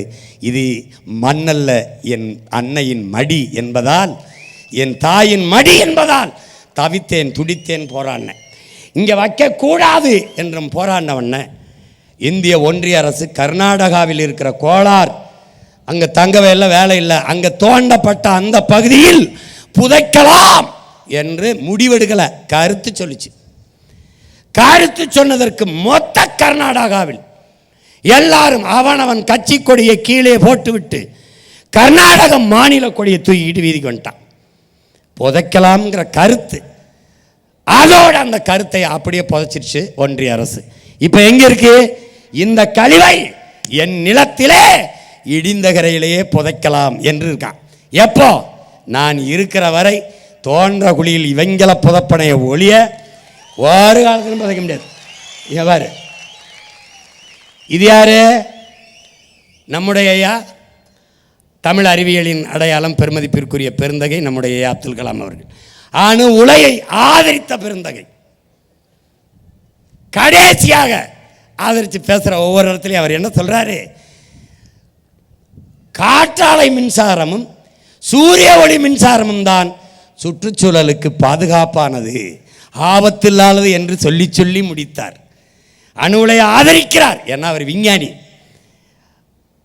அவர் நாட்டின் மிக உயர்ந்த பதவியில் இருந்தவர், மறுக்க முடியாது. ஆனாலும் அவர் காற்றாலை மின்சாரமும் சூரிய ஒளி மின்சாரமும் தான் சூழியலுக்கு, சுற்றுச்சூழலுக்கு பாதுகாப்பானது என்று சொன்னார்.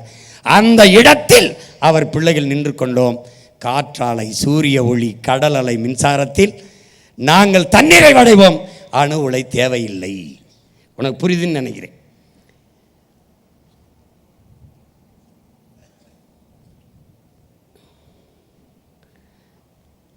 இவன் அடுத்த ஐட்டக்காரன். இங்க பாரு, சாகர் மாலா இந்தியில், தமிழில் யாரு? கடல் மாலை.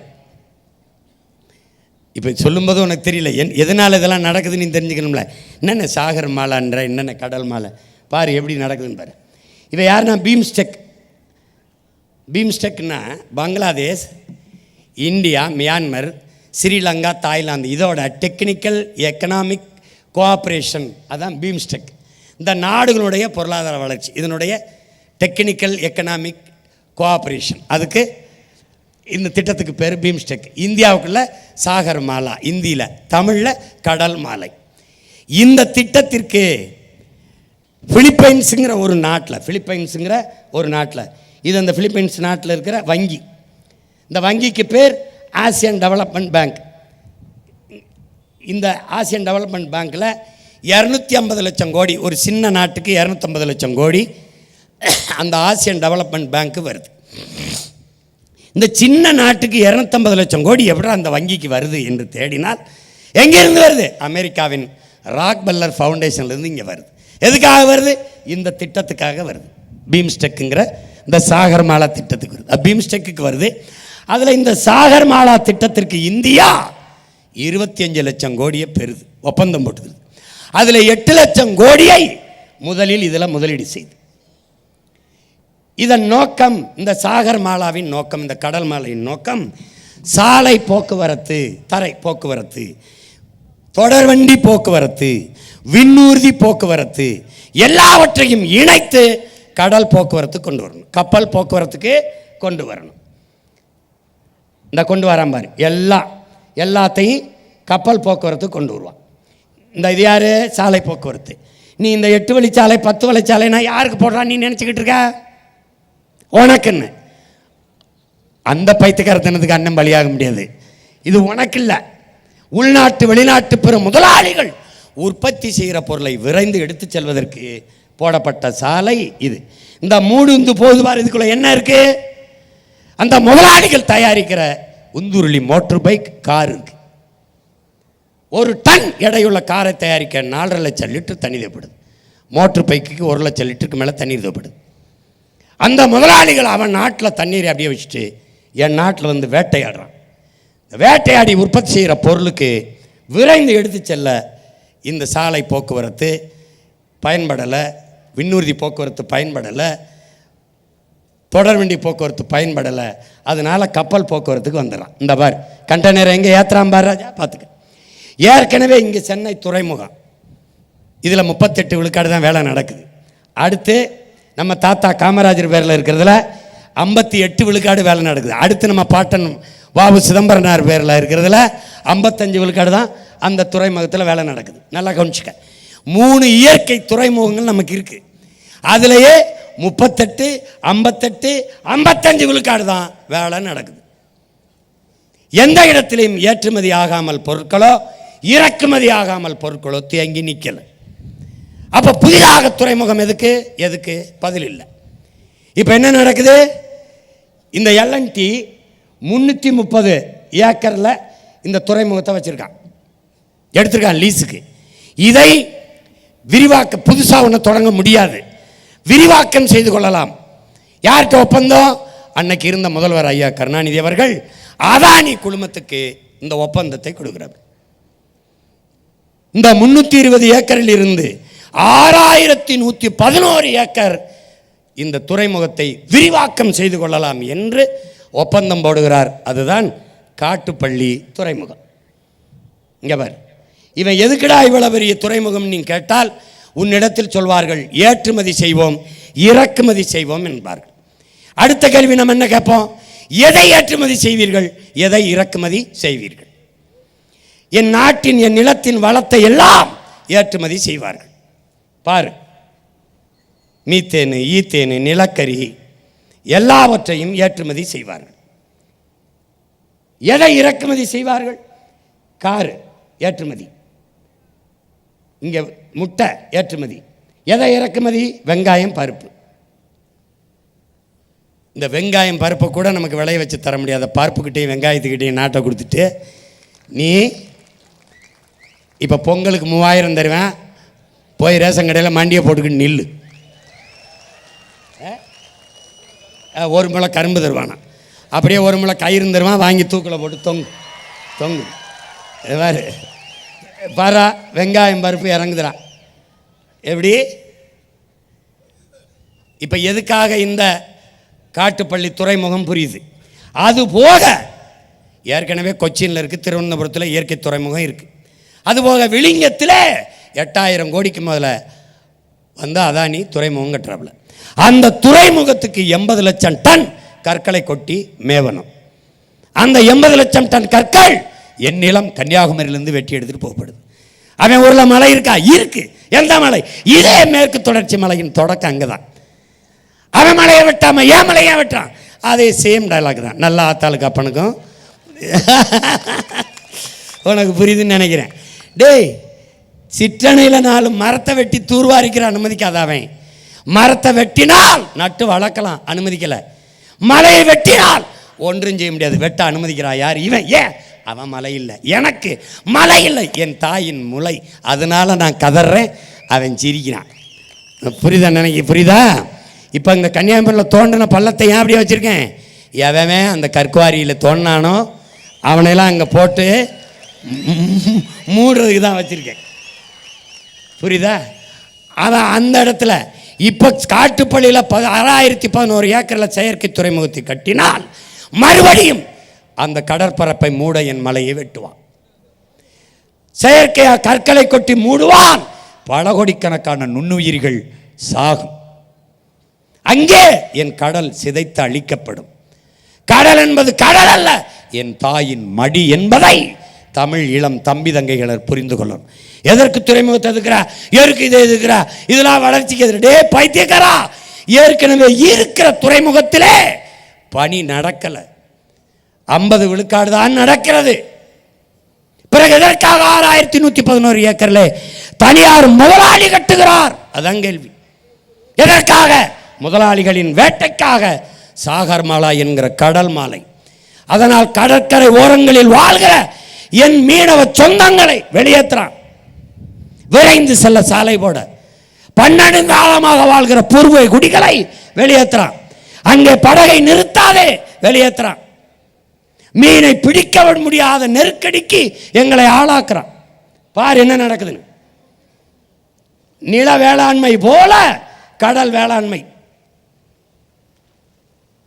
செய்தவர்கள் யார்? எம் இன சொந்தங்கள் மீனவர்கள்.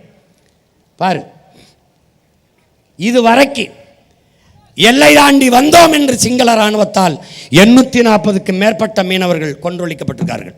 840க்கும் மேற்பட்ட மீனவர்கள். பார்த்துக்க, இந்தியாவின் வலிமை மிக்க கடற்படை உலகத்தின் வலிமை மிக்க 6வது கடற்படை இந்திய கடலுக்குள்ளே நிற்குது. எதற்கு? பாதுகாப்பு பணியை செய்ய.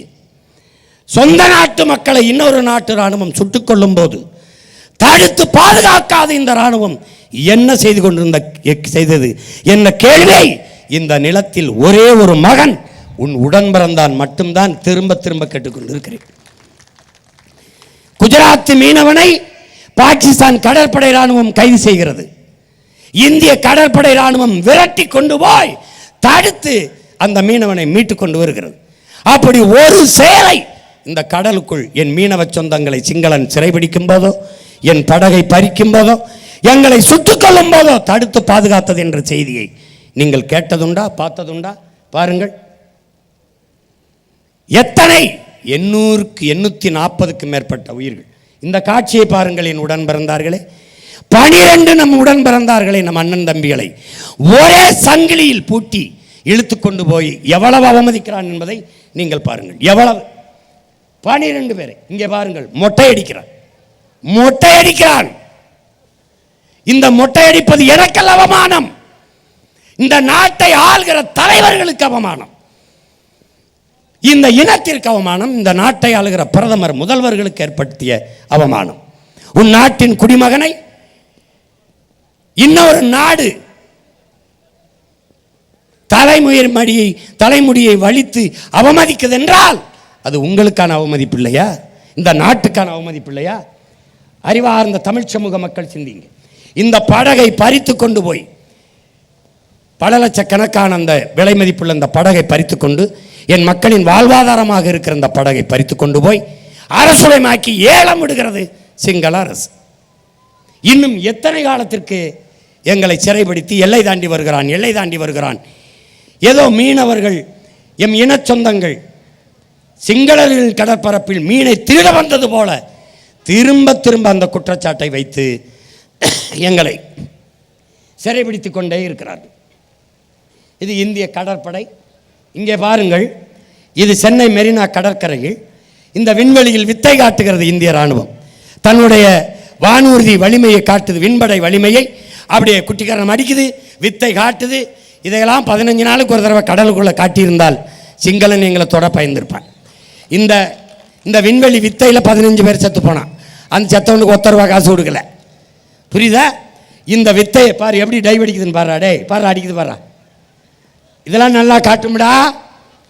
எப்படி வித்தை காட்டுது பாரு. எப்படி இவ்வளவு வலிமையை வச்சுக்கிட்டு சொந்த நாட்டு மக்கள் அவன் கைது பண்ணுறான், சிறை பிடிக்கிறான், வேடிக்கை பார்க்குது. எப்படி? அப்போ குரங்கணியில் தீப்பிடிச்சு செத்தான் இந்த வித்தக்காரன் வரலை. இங்கே பாரு, ஓகி புயல்ல மிதக்கிறவன் யாருன்னு வர்றா? 200 பேர் செத்து மிதந்தோம், காப்பாற்ற வரலை இந்த கடற்படை. செத்து போன பிணத்தையாவது எடுத்து கொடு, நாங்கள் எங்கள் முறைப்படி மரியாதையோடு அடக்கம் பண்ணிக்கிறோம். அப்பவும் வரலை. ஏன்? செத்தவன் தமிழன் வரலை. இப்போ எனக்கு என்ன வழி இருக்கு? கடைசியா என் கடலை, இந்த கப்பல் நிற்குதுரா, என் கடலை காப்பாற்ற அல்ல, என் கடலோடி மக்களை, என் மீனவ மக்களை காப்பாற்ற அல்ல. நீ நன்றாக தெரிந்து கொள். 840 மீனவன் கொல்லப்பட்டிருக்கான், இத்தனை பேர் சிறைபிடிக்கப்பட்டிருக்கான். ஒரே ஒரு மகன் எங்கள் தலைவன் தமிழீழ மண்ணிலே தன் படையோடு நிற்கிற போது ஒரு மீனவனை சிங்களம் தொடல. அப்ப யார்? என் இனத்தின் குல தெய்வமடா என் தலைவன் பிரபாகரன், என் இனத்தின் காவலாரன், காவல் தெய்வம் என்பதை தமிழ் இளம் தலைமுறைன்னு புரிஞ்சுக்கணும். இப்ப அவன் இல்ல, தொட்டு பார்க்கிறான். எழுதி வச்சுக்க, அவன் பிள்ளை இங்க நிக்கிற. ஒரு நாள் இதே ஆட்டத்தை நான் காட்டுவேன் உனக்கு, இதே ஆட்டத்தை நான் காட்டுவேன். தம்பி போடு, என்னாச்சு?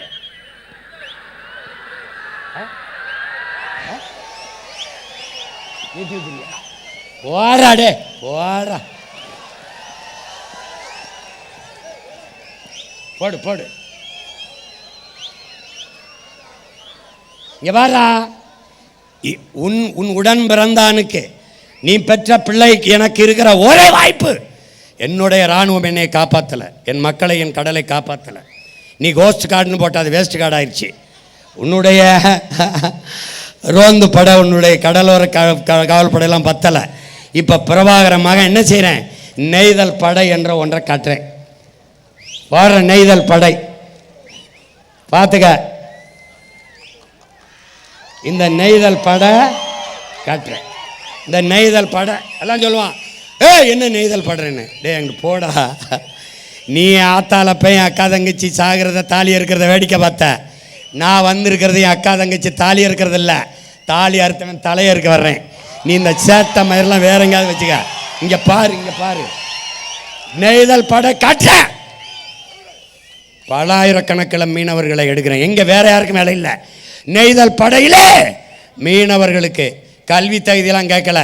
படகோட்டை தெரியுமா, நீச்சல் தெரியுமா, வா படைக்கு பயிற்சி கொடுக்குறோம். எப்படி உலகத்தில் சிறந்த பயிற்சி கொடுக்குறோம். கருவியை கையில் கொடுக்குறோம். போடா மீனவ பின்னாடியே போடா. அவன் தொட்டா தூக்குடா, தூக்குடா, தூக்குடா. பாரா, சர்வதேச பிரச்சனையா மாத்திரண்டா. இன்னைக்கு இந்த இடத்துல இருந்து கத்துற மகனை யாரும் கணக்கில் எடுக்கல. கூண்டுக்குள் இருந்து இந்த சேவல் கூவதால் நீ கணக்கில் எடுக்கல. விரைவிட கூரை மேல ஏறி கூவேன். உலகம் என்னை திரும்பி பார்க்கும். இதே பிரச்சனைக்கு என்கிட்ட பேச நீ வருவ, நான் வர வைப்பேன். இல்ல நான் பிரபாகரன் மகன்ல, நீ எழுதி வச்சுக்க. நீ பாரு, நீ பாரு பாரா, உனக்கு ஒரு திமிர் வரணும். டேய், ஒரு நாள் உண்மையிலே யார் தெரியுமாடா, நம்ம உலகத்தின் முதல் கடற்படை கண்ட அரசேந்திர சோழனின் பேரனும் பேத்தியலும்டா. கடல் படை கண்ட பெருமாவீரன் பிரபாகரனின் பிள்ளைகள். இன்னைக்கு தாண்டா அது இந்திய பெருங்கடல் வாங்கிப்பின்றான். அது சோழன் லேக்கடா, படகோட்டி விளையாடிட்டு இருந்திருக்காண்டா நம்ம பாட்டேன் அரசேந்திரன். அவன் பிள்ளைகள்டா. நம்ம கட்டம்டா நெய்தல் படைய.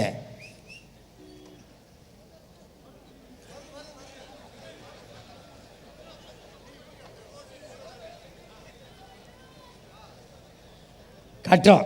இப்போ என்ன தெரியுமா, அம்மாவோட கொஞ்சம் பேசிக்கிறேன். அம்மா, எங்கள் கடலம்மா, உன் பிள்ளைகள் எங்களின் பிழை பொறுப்பாயா தாயே, பிழை பொறுப்பாயா. நீ எங்களுக்கு உப்பு தந்தாய், உணவு தந்தாய், உயிர் காற்றாய், மூச்சும் தந்தாய். உப்பிட்டவரை உள்ளளவு நினை என்றோம். உப்பிட்டு உணவு தந்த உயிர் தந்த உன்னை உயிராக போற்ற மறந்தோம். அம்மா மன்னிப்பாயா, மன்னிப்பாயா. முத்து தந்தாய், பவளம் தந்தாய், சத்துள்ள மீன்கள் வகை வகையாய் வாரி தந்தாய், நண்டு தந்தாய், ஆமை தந்தாய், சுறா எறா எல்லாம் தந்தாய், என்னென்னவோ அள்ளி தந்தாய். எண்ணி சொல்ல ஒன்றா ரெண்டா. என் தாயே, என் தாயே, நீ மழையா எங்களுக்கு குடிக்க நீர் தந்தாய், உன்னை குப்பை மேடாக்கினோம். குளிக்க நீர் தந்தாய், நாங்கள் குளித்தோம், உன்னை அழுக்காக்கினோம். என் அம்மா,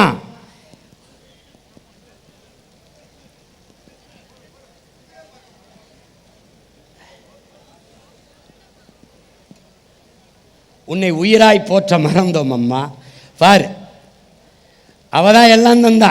வகை வகையா மீன் தந்தா, நண்டு தந்தா, ஆமை தந்தா, சுறா எறா எல்லாம் தந்தா. சொல்றதுக்கு ஒன்று ரெண்டு இல்லடா, எல்லாம் தந்தா. என்னென்னவோ தந்தாய் தாயே, உன்னை நாங்கள் மறந்தோம், மன்னிப்பாயான்னு கேட்குறான். நீ மழையாய் வந்து குடிக்க நீர் தந்தாய், உன்னை குப்பை மேடாக்குனா ஆக்கியிருக்கேன் பாரு. குளிக்க நீர் தந்தாய், குளித்தான், உன்னை அழுக்காக்கிட்டான். இந்த வாரம் எப்படி அழுக்காக்கியிருக்கேன்னு பாரு, பாரு பாரு பாரு. இது என்ன சொல்றான்? இந்த நானிலம் செழிக்க அருவியாய் ஆராய் ஓடையாய் ஓடி வந்தாய். ஆலை கழிவையும் சாயக்கழிவையும் அதில் கலந்து உன்னை சாக்கடை ஆக்கினோம் தாயே, சாக்கடை ஆக்கினோம். ஆக்கியிருக்க பார்த்துக்க, பார்த்துக்க. ஏன்னா படம் பார்த்து கெட்டு போனா, இந்த படம் பார்த்தா திருந்து. அன்னையே, அன்னையே, நீ அமுத பால் ஊட்டினாய், அதை அறிந்திக் கொண்டே, அந்த பாலை அறிந்திக் கொண்டே உன் வாயிலே நாங்கள் நஞ்சை ஊட்டினோம். இந்தவர் எப்படி நஞ்சை ஊத்திருக்கா பாரா. டேய் பாரா, மனிதனை அழிக்க ஆயுதங்கள் பல செய்தோம், அணுகுண்டுகளும் செய்தோம். அது வெடிக்குதா இல்லையா என்று என் அம்மா உன்மேல வீசித்தான் சோதனை செய்தோம். எது செஞ்சாலும் கர்மம் முடிச்சவன் வெடிக்குதானே அவதலையில் தான் போடுவான். இந்த மாதிரி போடுறான் பதிலாடே பாடுறாடே பாடுறா. இந்த பாவம் உன்னை சும்மா விடாது பாரு. உன் நெஞ்சில் வீசித்தானே சோதனை செய்தோம் தாயே. ஆறு வறண்டது, ஏரி வறண்டது, குளம் வறண்டது, குட்டை வறண்டது, கண்மாய் வறண்டது, கால்வாய் வறண்டது. தாயே என் கடலம்மா, நீ வறண்டால் என்னாவோம் என்று எண்ணி பார்க்க மறந்து விட்டோம். தாயே மன்னிப்பாயா உன் மக்களை, மன்னிப்பாயா? பாரு, அவ வறண்டா என்ன ஆகும்னு யோசிச்சுக்க. உன் மக்களை மன்னிப்பாயா தாயே? என் அம்மா கடலம்மா மன்னிப்பாயா? கரையிலிருந்து பார்த்தால் கண்ணு கெட்டினவரே, கண்ணுக்கு வெறும் தண்ணீர் தான் தெரிகிறது அம்மா. ஆனால் உனக்குள் எத்தனை கோடி உயிரினங்கள் இருக்கிறது என்பது எவர் கண்ணுக்கு தெரிகிறது தாயே? எவர் கண்ணுக்கு தெரிகிறது? 100 கோடிக்கு மேலே, 100 கோடிக்கு மேலே உயிரினங்கள் வாழுதுங்கிறான். பார்த்துக்க நீ. ஆனால் நமக்கு அது தெரியுதில்ல. வெறுமனே இது என்ன சொல்கிறாங்க நபிகள்? ஒரு அருளாளரை போல எல்லா வளங்களையும் அள்ளி தருகிறாய் எங்களுக்கென்று இறைதூதர் நபிகள் நாயகம் சொல்கிறார். ஒரு அருளாளரை போல கடல் நமக்கு. அதனால தான் அதுக்கு பேர் என்ன? கருணை கடல்னு பேர். அடுத்து என்ன? கொந்தளிக்கிற அலை. அது இறைமகன் இயேசுவின் ஒற்றை சொல்லுக்கு கட்டுப்பட்டு அது நடந்து செல்ல பாதை கொடுக்குது. நடந்து செல்ல பாதை கொடுத்தவள். பிறகு நம்பிக்கையோடு ஆழ்கடலில் வலையை வீசு என்று தன் அருமை சீடன் சீமோனுக்கு தேவகுமாரன் சொன்னதை கேட்டு கருணை, இங்கே பாரு, கணக்கில்லாத மீன்களை அள்ளித்தந்த கருணை மாதா நம்முடைய கடல் அன்னை. அன்று அன்று உன்னை கடந்து அமிழ்தத்தை எடுத்தான் எங்கள் பரந்தாமன். அன்று கடல் தாயே உன்னை கடந்த அமிழ்தத்தை எடுத்தான் எங்கள் பரந்தாமன். இன்று உன் நுரையீரலை குடைந்து இந்த பேராசை பேய்கள் மீத்தேன் ஈத்தேன் எடுத்து கெடுக்கிறார்கள் அம்மா. பார், கெடுக்கிறார்கள். அன்று உன்னை கடந்து சென்று உலகின் பல்வேறு நிலப்பரப்புகளை வென்று பேரரசை அமைத்தான் எங்கள் பெரும்பாட்டன் அரசேந்திரன். அவன் பேரன் எங்கள் தலைவன்.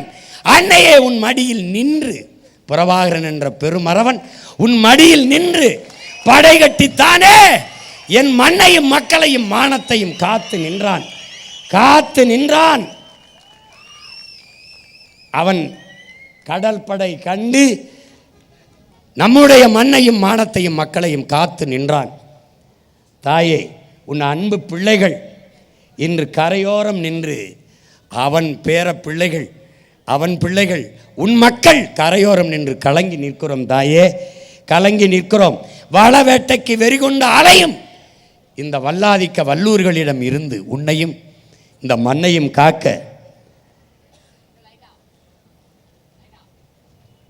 கூட்டாண்மை கொள்ளையர்கள், கார்ப்பரேட் முதலாளிகள், கூட்டாண்மை கொள்ளையர்களிடம் இருந்து இந்த நாட்டையும் மக்களையும் என் மண்ணையும் மக்களையும் காக்க வழியில்லையே என்று உன் கரையோரத்தில் கலங்கி நிற்கிறோம் தாயே. வழியில்லையே என்று கலங்கி தவித்து நிற்கிறோம் தாயே. என் அம்மா கடலம்மா, இந்த பிள்ளைகள் செய்த பெரும்பிள்ளையை பொறுப்பாயா? ஒன்றுதான் சொல்ல தோன்றுகிறது என் அம்மா. அன்றைக்கு நீ அந்த ஒற்றை உயிர், ஒற்றை செல் உயிரான அந்த உயிரை நீ பிறப்பிக்கவில்லை என்றால் உலகத்தில் இத்தனை பிரச்சனைகள் உனக்கு வந்தே இருக்காதே தாயே. அந்த ஒற்றை செல் உயிரினத்தை இந்த தாய் அன்று பிறப்பிக்காமல் இருந்திருந்தால் அவளுக்கு இத்தனை பிரச்சனை வந்திருக்காது. அதனால் என் அம்மா கடலம்மா,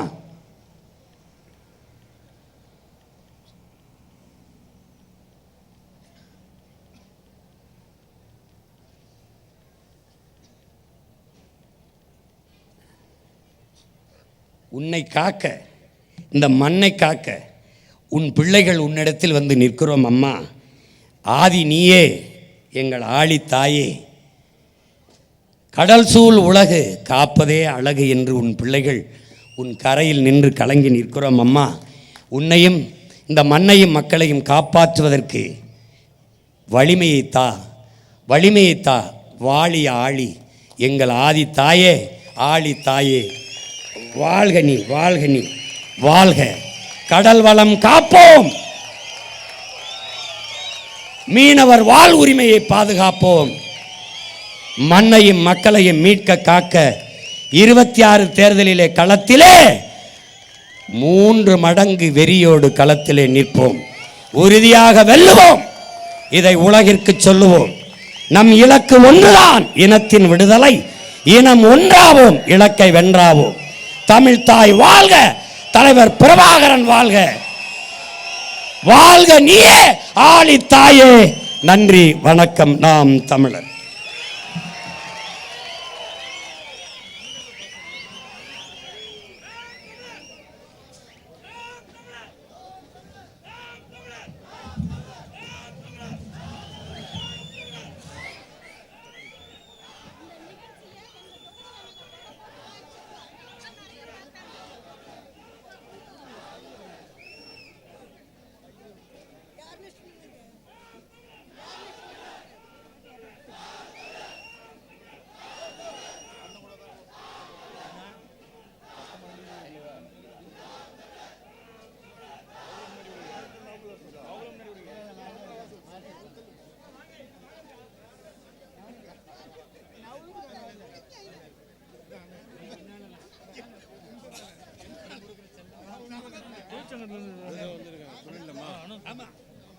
வணக்கம். 5 கிணறு பகுதி மாற்றுக் கட்சியிலிருந்து 50க்கும் மேற்பட்டோர் நாம் தமிழ் கட்சியில் தங்களை இணைத்துக் கொள்கிறார்கள். என் உயிரினும் மேலான என் உடன் பிறந்தார்களே, 20ஆம் தேதி தான் இந்த கடலம்மா மாநாட்டை வைத்திருந்தோம். இன்று உலக மீனவர் தினம். அதனால் இந்த நாளை குறித்து இங்கே கடலம்மா மாநாடை நடத்தினோம். இதில் இன்னும் ஒரு சிறப்பு, தமிழீழ நம்முடைய தாயகத்தின் தேசிய கொடியை நம் உயிர் தலைவன் அறிவித்த நாளும் இன்றுதான். புலிக்கொடி ஏந்திய நம் பாட்டனின் தலைவனின் பரம்பரையில் வந்த பிள்ளைகள் கடலை காப்பாற்றுவதற்கு கடலம்மா மாநாடில் இன்று நடத்துவதில் பெருமையும் மகிழ்ச்சியும் புரட்சி வெல்லட்டும்.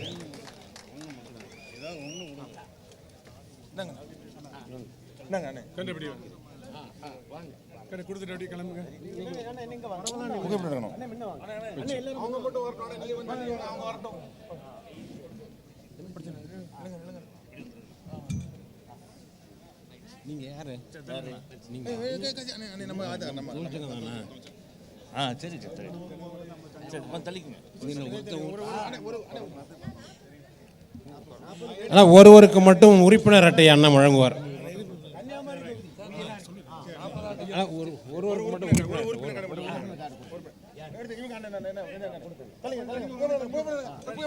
கட்சியில் இணைந்தவருக்கு ஒருவருக்கு மட்டும் அண்ணன் உறுப்பினர் அட்டையை கொடுக்கிறார், மற்றவர்களுக்கு நேரில் வழங்கப்படும்.